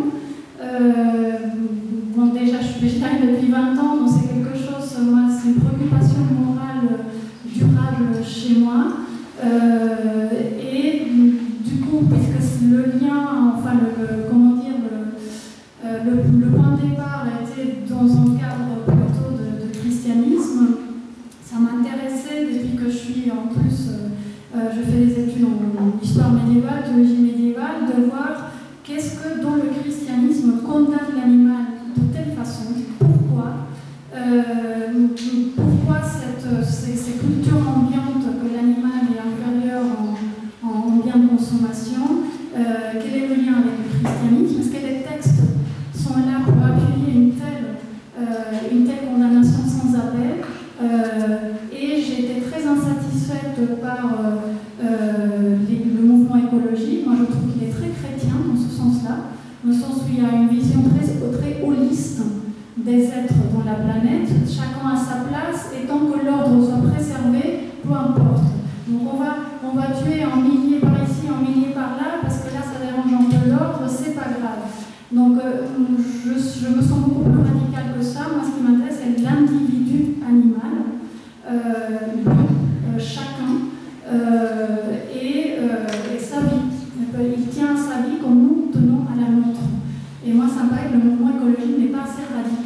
c'est très chrétien et ça ne m'étonne pas que le pape François c'est écologique. Ça ne va pas être cohérent, ça ne va pas radical du tout, ni révolutionnaire. C'est très chrétien. Moi, ce que j'aimerais bien voir, c'est un questionnement éthique sur l'individu animal. Ça serait plus intéressant. Oui, alors, en ce qui me concerne sur le lien d'animal, moi je ne suis pas, comme les autres intervenants, je ne suis pas spécialiste de l'animal du tout, je suis un simple pratiquant du bouddhisme zen. Mais je crois que. Alors, je suis végétarien depuis quelques années, depuis une dizaine d'années peut-être. Je ne suis pas né végétarien, je ne suis pas né dans le bouddhisme non plus, sans doute. Ça va venir peut-être bientôt en Occident, enfin, ça n'est pas le cas encore. Donc, je suis devenu bouddhiste petit à petit. Et je pense que mon intérêt pour l'animal, c'est-à-dire aussi ma façon de m'alimenter, vient de là, c'est-à-dire de la conscience toujours plus aiguë de l'interdépendance des choses. Je crois que si, d'une certaine façon, on fait l'expérience quand on pratique, d'envoyer des signaux ou des graines de cruauté, de malfaisance, de violence, ça ne fait qu'empirer les choses. Ça fait qu'une espèce de boule de neige, enfin, tout ça devient toujours plus violent, toujours plus cruel, et on envenime finalement continuellement les choses. Et inversement, hein, je crois que si on s'abstient, ou si encore mieux, on essaie de semer des graines plutôt qui vont dans l'autre sens, hein, plutôt des de la bienfaisance, là aussi ça fait boule de neige. Ça fait boule de neige de la même façon, on pourra en discuter. Mais en tout cas, ça c'est la responsabilité de chaque individu. Il a une petite part de responsabilité, même si c'est minime. Comme dit notre enseignant au centre zen de Strasbourg, il dit c'est pas une goutte d'eau dans l'océan, c'est l'océan dans une goutte d'eau. Et le peu qu'on peut faire, finalement, au lieu de se dire que finalement ça va pas changer le monde de l'action individuelle, mais l'interdépendance, la communication entre les uns, etc., fait que bon, ça devient quand même quelque chose et que multiplier, alors ça on sait bien avec l'écologie, c'est des choses qui sont infinitésimales, peut-être un domaine, mais multiplier par des millions, par des milliards, ça devient un vrai problème. Et à l'inverse, multiplier par des millions, par des milliards, une action qui va plutôt dans votre sens, va aussi produire des effets. C'est aussi le karma, quoi, si vous voulez. C'est une graine donne des fruits, c'est pas forcément des fruits pourris, quoi. Ça peut être aussi de bons fruits. Voilà. Et je crois que c'est ça quoi, qui a la pratique du bouddhisme. Je crois parce que je ne peux pas savoir non plus ce qu'il m'aurait été finalement si je n'avais pas croisé le bouddhisme à un moment donné dans mon existence. Mais enfin, maintenant je dirais que c'est ça qui fait que j'ai changé mes habitudes alimentaires. Et en ce moment, on n'a pas du tout besoin de manger bien. On n'a pas du tout besoin. Donc, si on peut ne pas le faire, bon, voilà ce que je dirais. Sinon, ça devient un peu plus rationnel. On pourrait dire aussi que le fait de ne pas manger de viande, ça réglerait énormément de problèmes sur cette terre. C'est d'autres arguments qui entrent en ligne de compte. Parce que tous ces animaux, il faut les nourrir, donc ça fait autant d'hectares qui sont utilisés pour nourrir les animaux, pour utiliser pour nourrir les humains directement. Enfin, c'est tout un enchaînement, si vous voulez. Enfin, ça devient moins intime. Ça, on en parlera aussi. Il y aura un débat sur quel type d'élevage pour demain, justement, par rapport à ce sujet, qui traite de l'intensification de l'élevage animal pour Merci beaucoup. Donc on va passer aux questions du public, si vous aurez Moi j'ai une question par rapport à ce que vous parliez tout à l'heure vis-à-vis de la hiérarchie qui existait et qui a été profondément ancrée dans notre culture. Je me demandais si l'éthique qui existe exister aujourd'hui en recherche vis-à-vis de certains animaux, par exemple, que au niveau des normes, on accepte plus facilement de tuer, de mettre à mort un certain nombre de souris par rapport à des primates, etc. Si ça venait de là ou pas, en fait. Moi, je trouve, personnellement, qu'il y a une ère culturelle chrétienne qui fait que ça devient recevable, ce genre de discours et des pratiques scientifiques, où voilà, tuer des souris, une souris, des rats, ça va.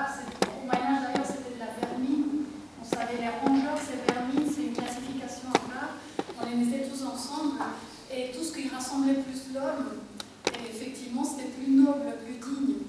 Et je pense, oui, qu'il y a une empreinte culturelle chrétienne très forte, sans doute. Qu'on soit croyant ou pas, ça n'a rien. Enfin, on peut être parfaitement athée et le professer et manger de la viande parce qu'on se pose la question 2 secondes que cet être un être sensible et non pas un simple bien de consommation. Enfin, je trouve que c'est ça la question. Religion, ça me gêne un peu parce que c'est vraiment culturel. Et au Moyen-Âge, le christianisme, ça vous étonne ce que je veux dire, mais le christianisme n'est pas une religion, dans le sens où on l'entend aujourd'hui.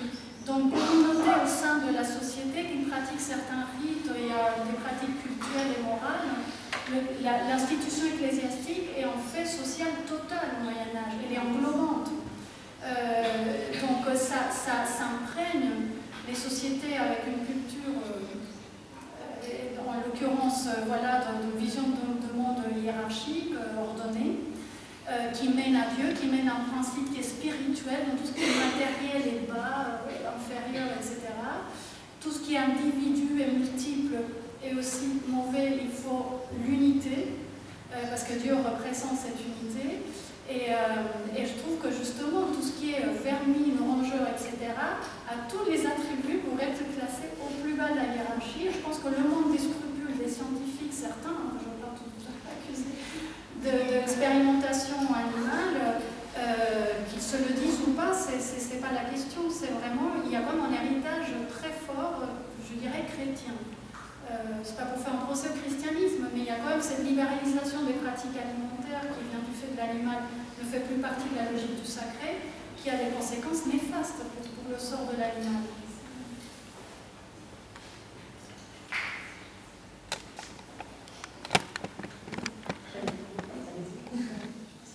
Dorine, vas-y, après ça sera Anne.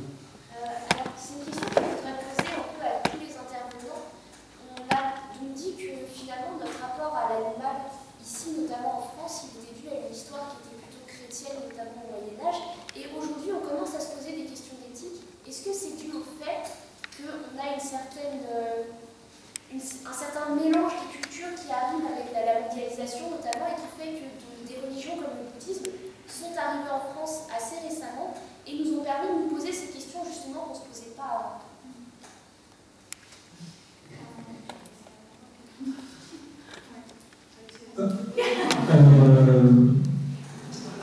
Je crois qu'on pose ces questions aussi parce qu'elles deviennent urgentes. Il est urgent de trouver des solutions.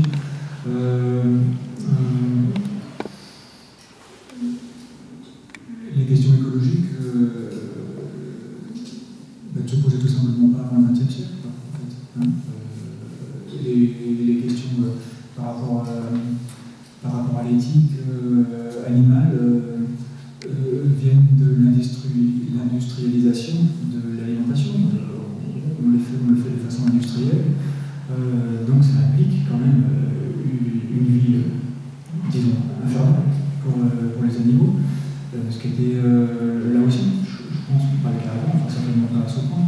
Donc il y a, je crois, petit à petit, une urgence qui fait que les questions se posent, en fait. Voilà. Donc on essaie d'y répondre de la meilleure façon possible. Et alors le bouddhisme dans cette affaire, je veux dire, d'une certaine façon, a toujours été écologique. Enfin, je veux dire, qu'est-ce que c'est que l'écologie sinon la prise de conscience de l'interdépendance des choses. Le fait que si je sais pas, prenons l'exemple ici de la température globale sur la chauffe, je ne sais pas, 1,5 degré, au lieu de neiger en Antarctique, il va pleuvoir. Et que les manchots, les bébés manchots qui sont là, qui sont une espèce de duvet qui est conçu pour que la neige, pour résister à la neige, pour qu'ils ne refroidissent pas à cause de la neige, n'est pas conçu pour la pluie. Donc ils sont frigorifiés, ils meurent parce qu'ils sont tout à coup sous la pluie, alors qu'ils ne sont pas assez faire des acides qui sont prévus pour être sous la pluie, ils sont prévus pour être sous la neige. Et ça va avoir des conséquences sur la faune, l'Antarctique, etc. Tout est lié, c'est une interdépendance. Donc là, il y a une espèce le bouddhisme est malheureusement, d'une certaine façon, tout à fait en phase avec ce qui est en train de se passer, parce que c'est des choses qu'il a toujours dites. Depuis qu'il existe, il a toujours dit, il a insisté là-dessus sur l'interdépendance des choses, même pour le moi, comme je disais tout à l'heure. Tout est interdépendant, tout est posé conditions, tout s'interpénètre, et ça devient parfaitement clair pour tout le monde. Du coup, on pourrait dire comme ça, parce que je ne vais pas dire cyniquement, mais c'est assez porteur pour le bouddhisme d'une certaine façon, parce que c'est tout à fait une application de sa vision des choses. Plutôt que l'arrivée du bouddhisme aurait changé fondamentalement le regard occidental.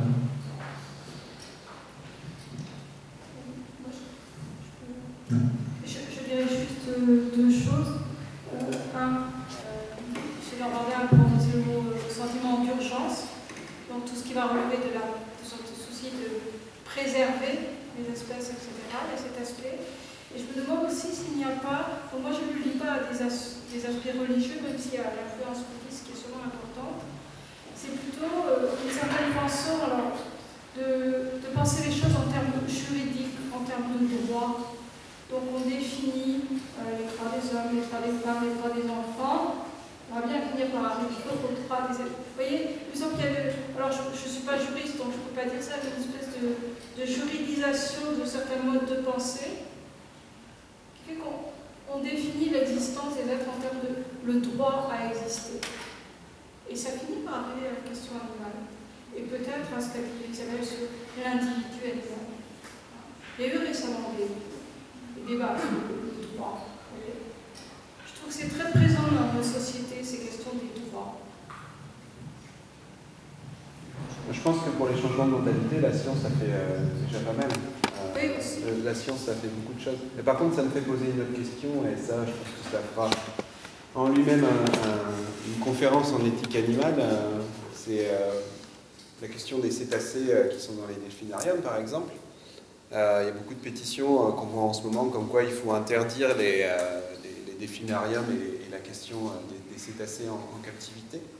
En Californie, ils n'ont plus le droit de se reproduire en captivité, donc ça veut dire que c'est bientôt la fin. En Inde, ils ont défini que les cétacés étaient des personnes non humaines, donc là c'est pareil, ça devient interdit de captivité. Mais la captivité des dauphins a permis de savoir que ces dauphins étaient conscients et avaient des capacités cognitives. Et de ce fait, on se demande maintenant s'il ne vaut mieux pas ne plus les avoir en captivité. Donc là, en gros, la question qui va avancer au fur et à mesure, c'est doit-on garder des animaux captifs pour la science? C'est une question qui peut se poser, mais du coup, ça veut dire, mais qu'est-ce qui reste encore à découvrir sur les animaux, par exemple?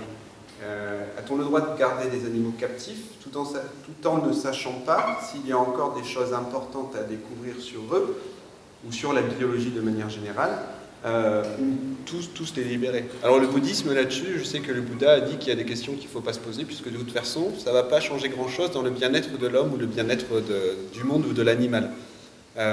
C'est vrai. Par contre, en tout cas, ça a changé la science. A permis de changer des choses par rapport à des religions à des sociétés qui ont évolué dans des religions plus monothéistes ou anthropocentrées. Je pense. Anne? Donc, je précise que je suis de tradition protestante, et donc en tradition protestante, on n'a pas d'autorité, mais tu te débrouilles tout seul.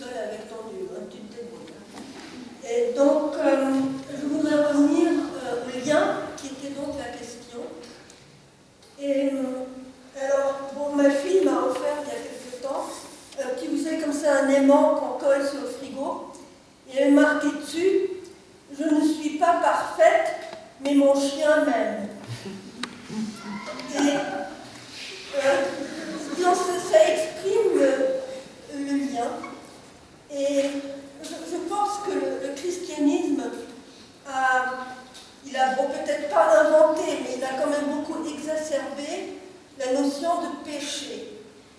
Alors d'être un pécheur, c'est quand même horrible, alors on culpabilise, c'est insupportable. Donc il a fallu inventer, mettre en avant le pardon. Donc on est toujours dans un effet de balancier entre péché, coupable, et puis le pardon, et puis bon, on essaie de s'en sortir comme ça.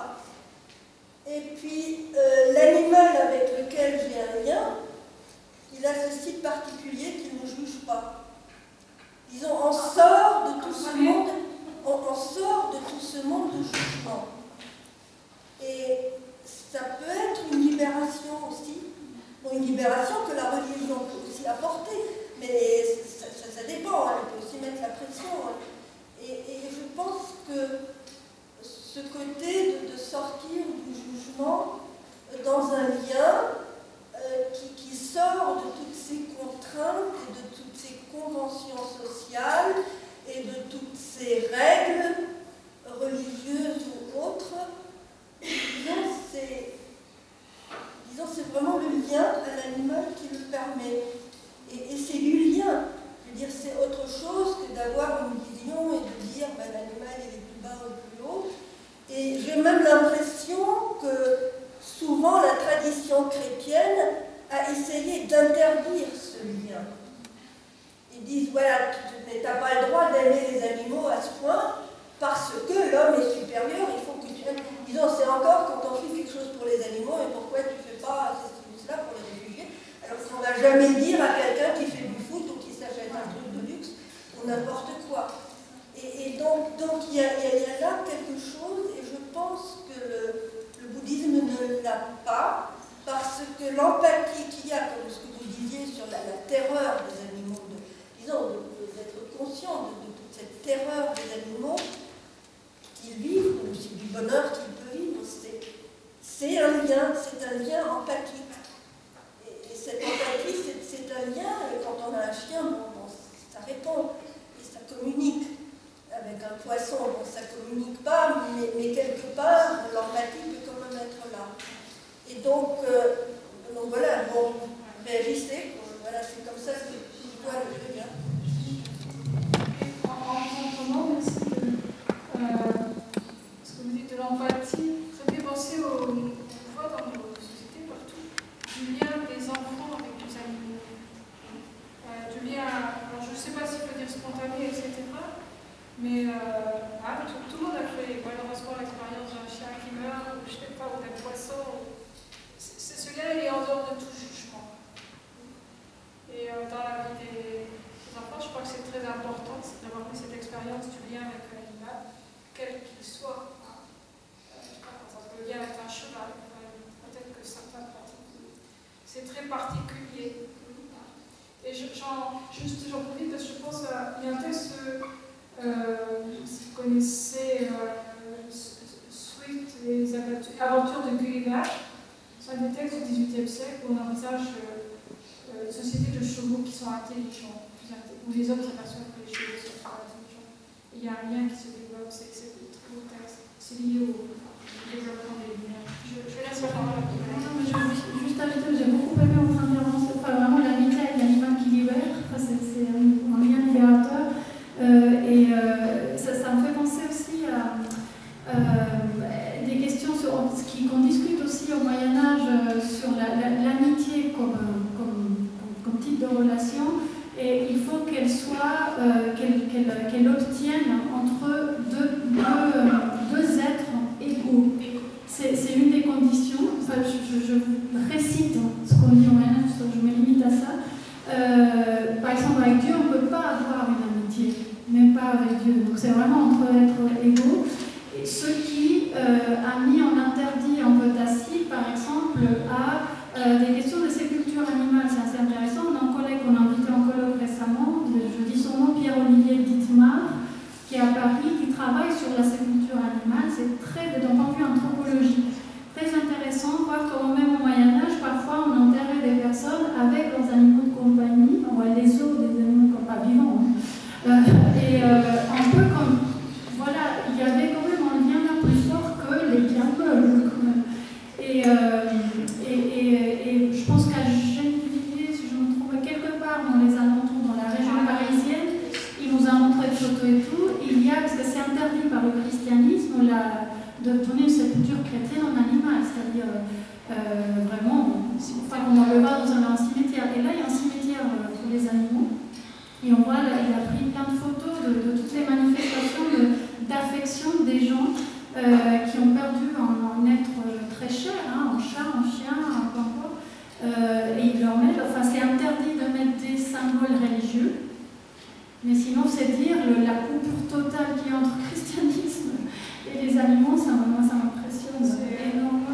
Ça se situe à Asnières, dans la région parisienne. Asnières, c'est ça. Il nous a expliqué qu'il y avait une centaine de cimetières d'animaux qui sont distincts des cimetières pour les humains. Ça se développe, effectivement, pas du tout dans une perspective religieuse. Mais ça pose aussi d'autres questions de notre sensibilité à la pareil, donner ça aussi dans mon anthropologique, les gens sont souvent choqués quand on donne un prénom à un animal qui correspond à un prénom. Jean-Jacques s'appelle Milly et ça choque tout le monde parce que ça fait baptême. Donner un nom comme ça à un animal, c'est le baptiser dans un sens anthropologique. Bien sûr, c'est pas un sacrement qu'on lui donne. Donc on les appelle Fifi, chocolat, cannelle, machin, enfin. Excusez-moi pour ceux qui ont des chiens avec des noms pareils, mais bon. Enfin, moi pourquoi pas. Et là, c'est encore un blocage, puisqu'on parle culture, religion, point d'interrogation, ça va ensemble. Moi, je pense qu'il y a comme une espèce de pudeur, d'interdit tacite. On ne va pas donner un animal à un nom chrétien, finalement, puisque c'est ça. Parce que le sacrement qui donne le nom, c'est le baptême. Et ça fait baptême, quoi. Se fait baptiser un animal, mais c'est quel... donc, ça aussi, ça va un peu dans le sens là que vous évoquiez, je trouve. Mais ce point de vue-là, il rejoint un peu l'éthologie, puisque parfois en éthologie, on peut donner des numéros aux animaux ou des noms. Et puis, on me pose souvent la question, mais pourquoi vous donnez des noms aux animaux? Alors, je crois de souvenir, Marie va me dire, mais je crois que c'est Jeanne Goudel qui a donné, ou c'est Diane Fossé, la première fois où ils ont donné des noms aux animaux, c'est Goudel. Et du coup, à l'époque, c'était pas du tout accepté. Mais essayez, c'est ce que je disais la dernière fois à Dorine,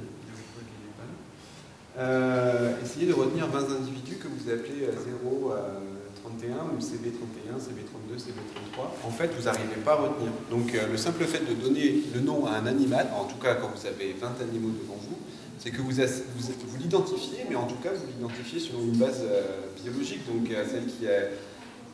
Donner celle qui est noire, vous l'appelez noironne par exemple, et celle qui est claire, vous l'appelez brighty, parce que du coup j'aime les noms. Mais ça vous permet de les identifier beaucoup plus facilement. Quelque chose qui peut rejoindre aussi l'aspect biologique, c'est que avant d'écrire Plaidoyer pour les animaux, Mathieu Ricard a écrit Plaidoyer pour l'altruisme. Et dedans, il a toute une partie sur les bases biologiques de l'empathie et de l'altruisme. Et c'est quelque chose qui est assez étudié en ce moment par les primatologues, puisque on étudie l'évolution des sociétés, et dans une société où on a à la fois de la coopération, les sociétés humaines, et la compétition qui est très forte avec les leaders, les dominants par rapport aux dominants. Et donc c'était qu'est-ce qui est apparu avant. Et en fait, Mathieu Ricard montre plein d'études où l'empathie et l'altruisme chez les animaux et chez l'humain apparaissent avant la compétition qui peut exister entre les individus, par exemple. Si vous laissez un gamin qui n'a jamais eu des contacts à l'école, en tout cas avant l'école par exemple, un enfant va toujours être plus altruiste ou empathique d'agir de manière compétitive envers un autre individu. Donc c'est deux aspects qui se rejoignent et qui peuvent être intéressants. Valentin ? Tu voulais rebondir? Oui, je voulais juste, je vais faire très rapidement à propos de ce que nous a dit, des histoires d'animaux incroyables, il y en a beaucoup, mais c'est des histoires très très fortes. C'est la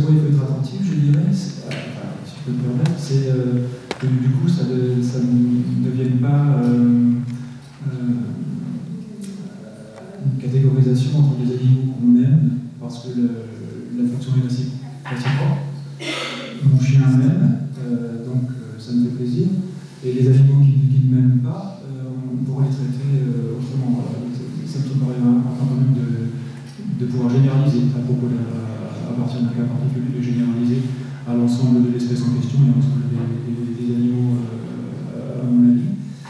Et je veux aussi dire que, notamment de la part des chiens, leur amour est absolument inconditionnel. Et on peut être le dernier des salauds. Ils nous aiment de la même façon. Donc là, il y a quelque chose il y a un critère là, qui est un peu dérangeant pour en faire quelque chose de vraiment efficace, je trouve. Il y a des... On sait bien que les nazis, il y avait des chiens, quoi. Je veux dire, et leurs chiens les adoraient. Et donc c'est pas... En même temps, je veux dire, il y a les deux bouts. En même temps, il y a quelque chose de très très important et de très précieux dans cette relation avec l'animal. En même temps, ça suffit pas. Voilà. Je veux dire, dans la réciprocité, je crois qu'il faudrait dépasser la réciprocité. Voilà, c'est ça. Il faudra aller au-delà de la relation individuelle. C'est ce que je voulais dire. Oui, alors, par rapport à ça, c'est sûr que la catégorisation en éthique animale, c'est très étudié, ça s'appelle le spécisme, donc par rapport à l'antispécisme. Et puis, sur rebondir pour le chien, c'est vrai que le chien a été très sélectionné et domestiqué, donc c'est pour ça que ça devient le meilleur ami de l'homme. Les origines. Il y a une origine biologique à ça. Qui est que ce soit... C'est une sélection artificielle. Oui, la domestication, l'origine biologique. Valentin.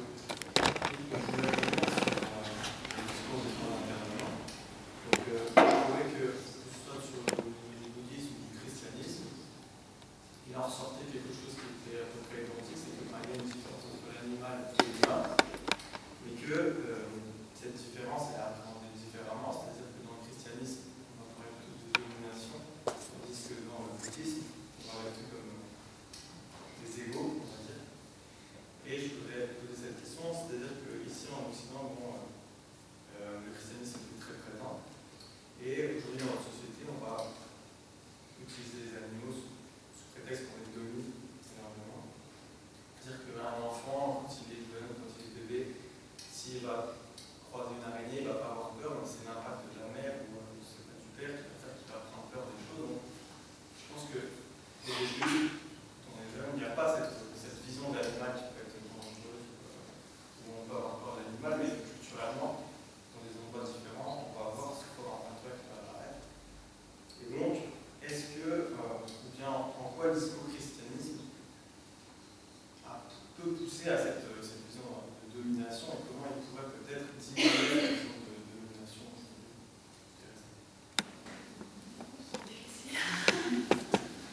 Mais moi je trouve que c'est très... Je vais répondre indirectement, c'est pas pour me défiler, mais c'est en vous écoutant ce qui me vient à l'esprit.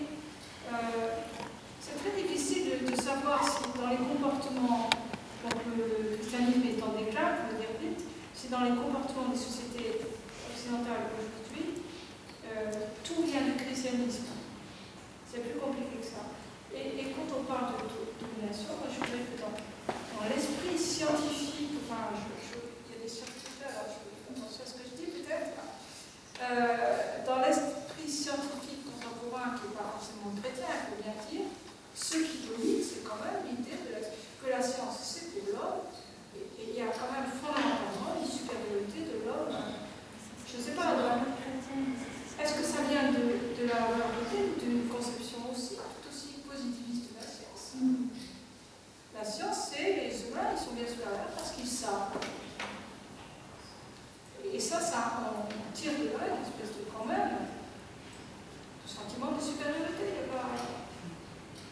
Alors je veux bien qu'il y ait une empreinte chrétienne, mais ce qui domine, c'est quand même le discours scientifique, qui n'est ni chrétien, ni bouddhiste, ni quoi que ce soit.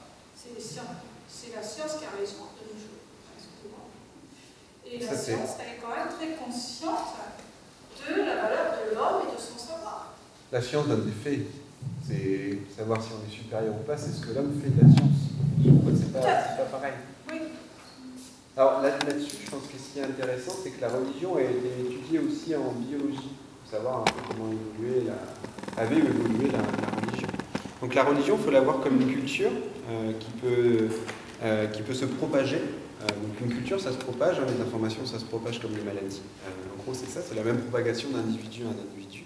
Une religion, ça peut se propager comme ça peut disparaître en fonction des caractéristiques de la religion ou des individus qui vont propager cette religion. D'ailleurs, j'ai vu un article il n'y a pas longtemps qui disait que le végétarisme était, si on devait le considérer comme une religion, c'était la religion qui s'était répandue le plus vite au monde. Du coup, c'est qu'un aparté. Mais du coup, il y a pas mal d'études scientifiques qui essayent de montrer pourquoi la religion est présente chez l'homme ou pourquoi elle se propage. Alors, il y a différentes choses. Par contre, il y avait quelque chose que j'ai noté, c'est que il faut voir que dans les actes religieux ou les dogmes religieux que certaines religions peuvent adopter, il y a pas mal de rapprochements qu'on peut faire avec la biologie, par exemple. Alors là, j'avais noté, par exemple, l'approche, pourquoi le serpent c'est le mal, parce que le serpent, c'est tout simplement, ça pique, quoi. Donc si vous voulez, le serpent a vraiment cette approche qui est négative dans la religion, parce que en vrai, d'un point de vue biologique, un serpent, bon, maintenant il y a les nacs, mais dans la nature, c'est l'animal qui peut vous mordre et puis avec lequel vous pouvez mourir. Et donc, avec le cochon, c'était également pareil. Pourquoi le cochon a été...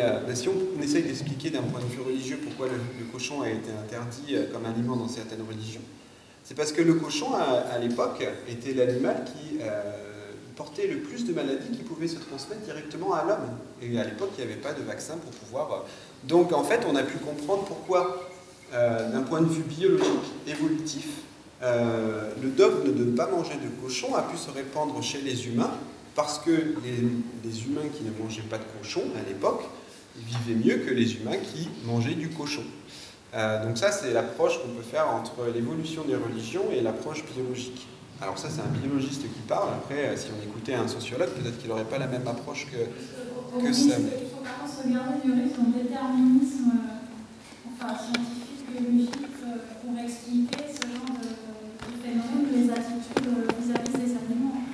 Je ne veux pas nier ça, mais je veux dire que ça ne réduise pas, que ça ne soit pas le facteur explicatif déterminant des attitudes envers les animaux. Je pense qu'il y a autre chose aussi. D'un point de vue biologique, c'est la loi du plus fort, si vous voulez. Donc du coup, c'est pourquoi l'homme ne pourrait pas maltraiter... un facteur, entre autres. Ah oui, je ne dis pas que la religion... Non. C'est ça, je veux dire. C'est pas du tout ça. Mais on peut expliquer pourquoi l'aspect dominateur de l'homme sur l'animal apparaît dans les religions, parce que finalement, ça peut s'expliquer aussi d'un point de vue biologique par rapport à une espèce qui doit se reproduire. Et puis, peut-être que si vous mettez deux populations face à l'autre, celui qui est dominateur par rapport à l'animal et qui va le manger va plus vite se reproduire que celui qui est végétarien, par exemple. Donc, je ne vous parle pas de maintenant, je vous parle à l'époque où c'était difficile de vivre sans une alimentation carnée, ce qui n'est pas forcément le cas maintenant. Donc on peut comprendre pourquoi il y a des évolutions de culture et de comportement.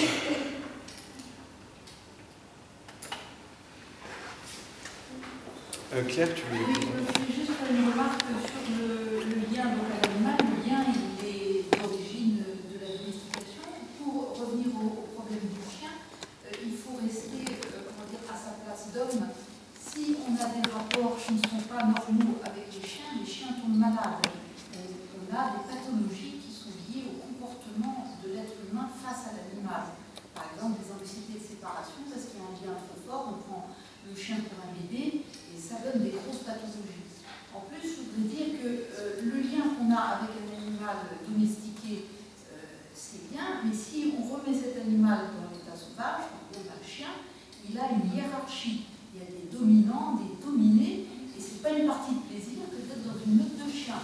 Donc il faut aussi garder un état intègre de l'humain. On ne peut pas idéaliser les rapports avec les animaux. Dans la nature, c'est pas rose. Donc la domestication vis-à-vis du chien, parce qu'on a pris cet exemple-là, c'est une bonne chose. chose, mais il faut rester, nous, à notre place d'homme, éduquer un chien en considérant que c'est un chien et que ce n'est pas un bébé, un enfant et tout. Il ne faut pas faire des erreurs. Sinon, on a des problèmes de réaction du chien agressif vis-à-vis de l'être humain, on a des problèmes de dominance de l'être humain par son chien, donc ça crée d'énormes problèmes au niveau comportement. Je voulais juste poser une question donc, aux dames là qui font de la théorie. Dans la Bible, moi j'ai pas compris qu'il y avait dans la Genèse un problème de domination, parce que Dieu dit à Adam de nommer les animaux. Et pour moi, le nom, c'est quelque chose d'important. Dieu nous nomme et il nous donne une tâche qui correspond à notre nom. Donc je trouve que l'homme ait donné un nom aux animaux, ça veut dire qu'il leur donnait une importance importante. Il y a deux récits de la création dans la Genèse. Ça, c'est le second récit. Ça, c'est le second. Oui. Dans le premier, je ne sais pas si tu veux. Le premier, je vous donne la référence, parce que c'est un verset qui m'intéresse. C'est Genèse 1, 26, 27. Genèse 1, 26, Dieu créa l'homme à son image et ressemblance. Et il dit à l'homme, qui n'est pas encore une femme, plutôt comme ça, dominer sur la création. C'est ça, dominion. Ça, c'est dans le premier récit. Et dans le second récit, alors après, je fais le jette, dans le second récit, il y a la question de nommer les animaux, qui peut être valorisante. Là, ça crée un lien. Oui, parce que bibliquement, le nom, c'est quelque chose d'important. Tout à fait. Mais le mot qui a fait accuser le christianisme, c'est dominer, et la compréhension. Dominer sur la terre les animaux. Et ça veut bien dire domination ou ça veut dire respect? Il y a beaucoup de... c'est là, il n'y a pas d'équivoque. Le verbe est très fort. J'ai pas le... Mais c'est Genèse 1, 27. C'est vraiment... Donc c'est ça le verset. C'est pas la Bible. C'est ça le verset qui a fait question, qui a fait accuser le christianisme. Mais après, il y a toutes sortes de débats sur qu'est-ce que ça veut dire. Donc c'est l'image, on peut dire, l'homme qui domine, ou l'homme qui est établi gérant de la création, vous voyez. Moi je le vois plus comme une gérance. Voilà, ça c'est positif, mais si on le voit comme domination, ça veut dire tout ça c'est à moi. J'en fais ce que je veux. Mais je pense qu'on ne peut pas lire le premier récit de Genèse sans lire le second après, et dans le second, nommer c'est... Ça c'est une question d'exégèse. On ne peut pas parler que d'un texte et ne pas parler de l'autre en parallèle. Ça c'est bien, bonne réaction. Mais oui, moi, parce que ça, on prend la moitié des choses sinon. Bien sûr, bien sûr. Non, c'est juste que là c'est une question très délicate d'exégèse, des questions du récit biblique, des différentes origines, s'ils sont vraiment liés en histoire comme on les a dit, c'est l'histoire des textes. La Bible a été éditée dans ce sens-là. Si vous voulez, les épîtres de Paul ont été écrites avant les évangiles, et pourtant dans la Bible, les évangiles apparaissent avant les épîtres de Paul. Donc c'est quand même une édition qui a été faite à travers les siècles.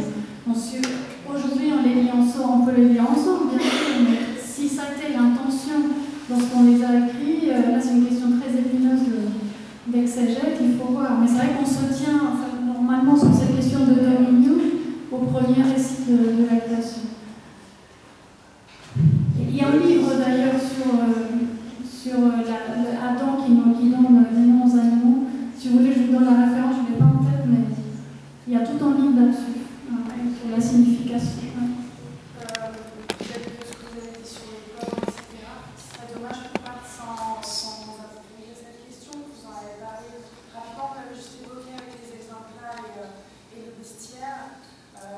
La question du loup, en fait, qu'on réintroduit, qu'on protège, qu'on traque, enfin, dans les sociétés contemporaines. Moi, je me demande comment on est arrivé à, comme les filles l'ont dit dans l'introduction, à ce mythe du grand méchant. Il y a deux. Le récit traditionnel que vous trouvez dans le bestiaire qui se tourne quelque part, je pense qu'il y a le loup. C'est une édition dans le bestiaire qui est pas souvent, il n'y a pas tous les animaux, il y a une sélection. Et je pense que le loup, il figure. C'est une société, le Moyen-Âge, c'est une société surtout rurale, agricole. Et le loup, c'est bien sûr une menace. la survie, et puis ils ravagent les terres, ils mangent les poulets, enfin, que sais-je. C'est un animal qui comporte une menace pour la productivité, la survie du domus, enfin de la famille. Donc il y a déjà cet élément-là, ça va plus dans le sens scientifique, le plus biologique. Il fait partie du bestiaire qu'on appelle le bestiaire du diable, c'est-à-dire de ces animaux qui comportent des attributs qui sont plutôt apparentés au diable, ravageur, enfin ce genre de choses qui font penser au malin. Enfin, mais je dirais, c'est aussi une réponse à un fait tout à fait prosaïque qui fait que le loup est dangereux et qu'on a peur. Après, il y a en courant au XIIIe siècle, depuis toutes les légendes qui circulent autour de François d'Assise, parce que vous en avez entendu parler de loup de Goupil, où il est censé avoir fait une entente, enfin pacifier le loup, fait une entente avec lui, il dit écoute, arrête de menacer ce village, de leur porter de malheur, de leur faire peur, et tu vas voir que tout va bien se passer. Il fait un pacte avec le loup qui acquiesce quelque part et reconnaît. Pardon ? C'est le lien entre les saints et les Là, exactement, là c'est encore un autre thème dans le christianisme assez intéressant, les récits géographiques et le lien des saints avec les animaux. Mais, donc, et le loup, pourquoi quand on sait les gens ont choisi le loup précisément, parce que bon, il représente de façon emblématique le danger pour l'homme. Donc, si vous voulez, il y a un peu les deux, il n'y a que les saints qui peuvent domestiquer des animaux dangereux à ce point. Ça, c'est un topos, c'est topique dans les récits chrétiens. Je pense qu'on va finir là-dessus, mais je pense qu'on peut aussi réfléchir d'un point de vue biologique là. Parce qu'en fait, on sait très bien, et de sélection de la personnalité. Par exemple, on sait que la plupart des loups maintenant sont très peureux. Et ils sont très peureux parce que normalement, ils ont été très chassés, et les seuls qui ont survécu au moment de la grande chasse au médiéval, c'était les loups qui étaient peureux, et les loups qui n'étaient pas peureux se sont fait directement tuer. Donc on a fait une sélection sur la personnalité du loup. Alors après, il y a, si vous étiez là la semaine dernière, Laetitia Baker, enfin Francis Doff qui disait que Laetitia Baker était pour la chasse au loup parce que pour lui on exerçait encore une pression et que si on n'exerçait plus cette pression, les loups auraient vite plus peur de nous et du coup pourraient nous réattaquer. On peut aussi se poser la question, à l'époque où on vivait encore, pas en civilisation, mais vraiment en petite ethnie, je pense à des familles d'une dizaine de personnes qui évoluaient et qui colonisaient l'Europe qui était avec le loup. Si les humains qui n'ont pas été sélectionnés, ou plus à l'époque, n'étaient pas les humains qui avaient peur des grands prédateurs, qui se méfiaient des grands prédateurs. Donc, c'est peut-être aussi quelque chose qui rejoint la question de notre lien à l'animal, uniquement une question de culture. Il y a une expérience qui a été faite. Vous faites apprendre à un petit singe ou un petit gamin à avoir peur d'une araignée en 2 fois, en lui montrant l'image, il a peur d'une araignée. Il faut près de 200 fois pour qu'il ait peur d'une pâquerette.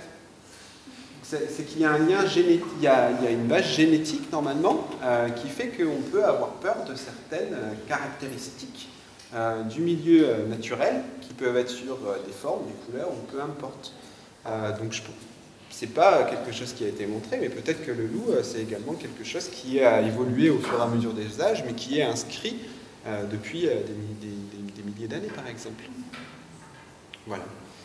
Je vous remercie beaucoup et je remercie toutes les personnes qui étaient présentes ce soir, les étudiants.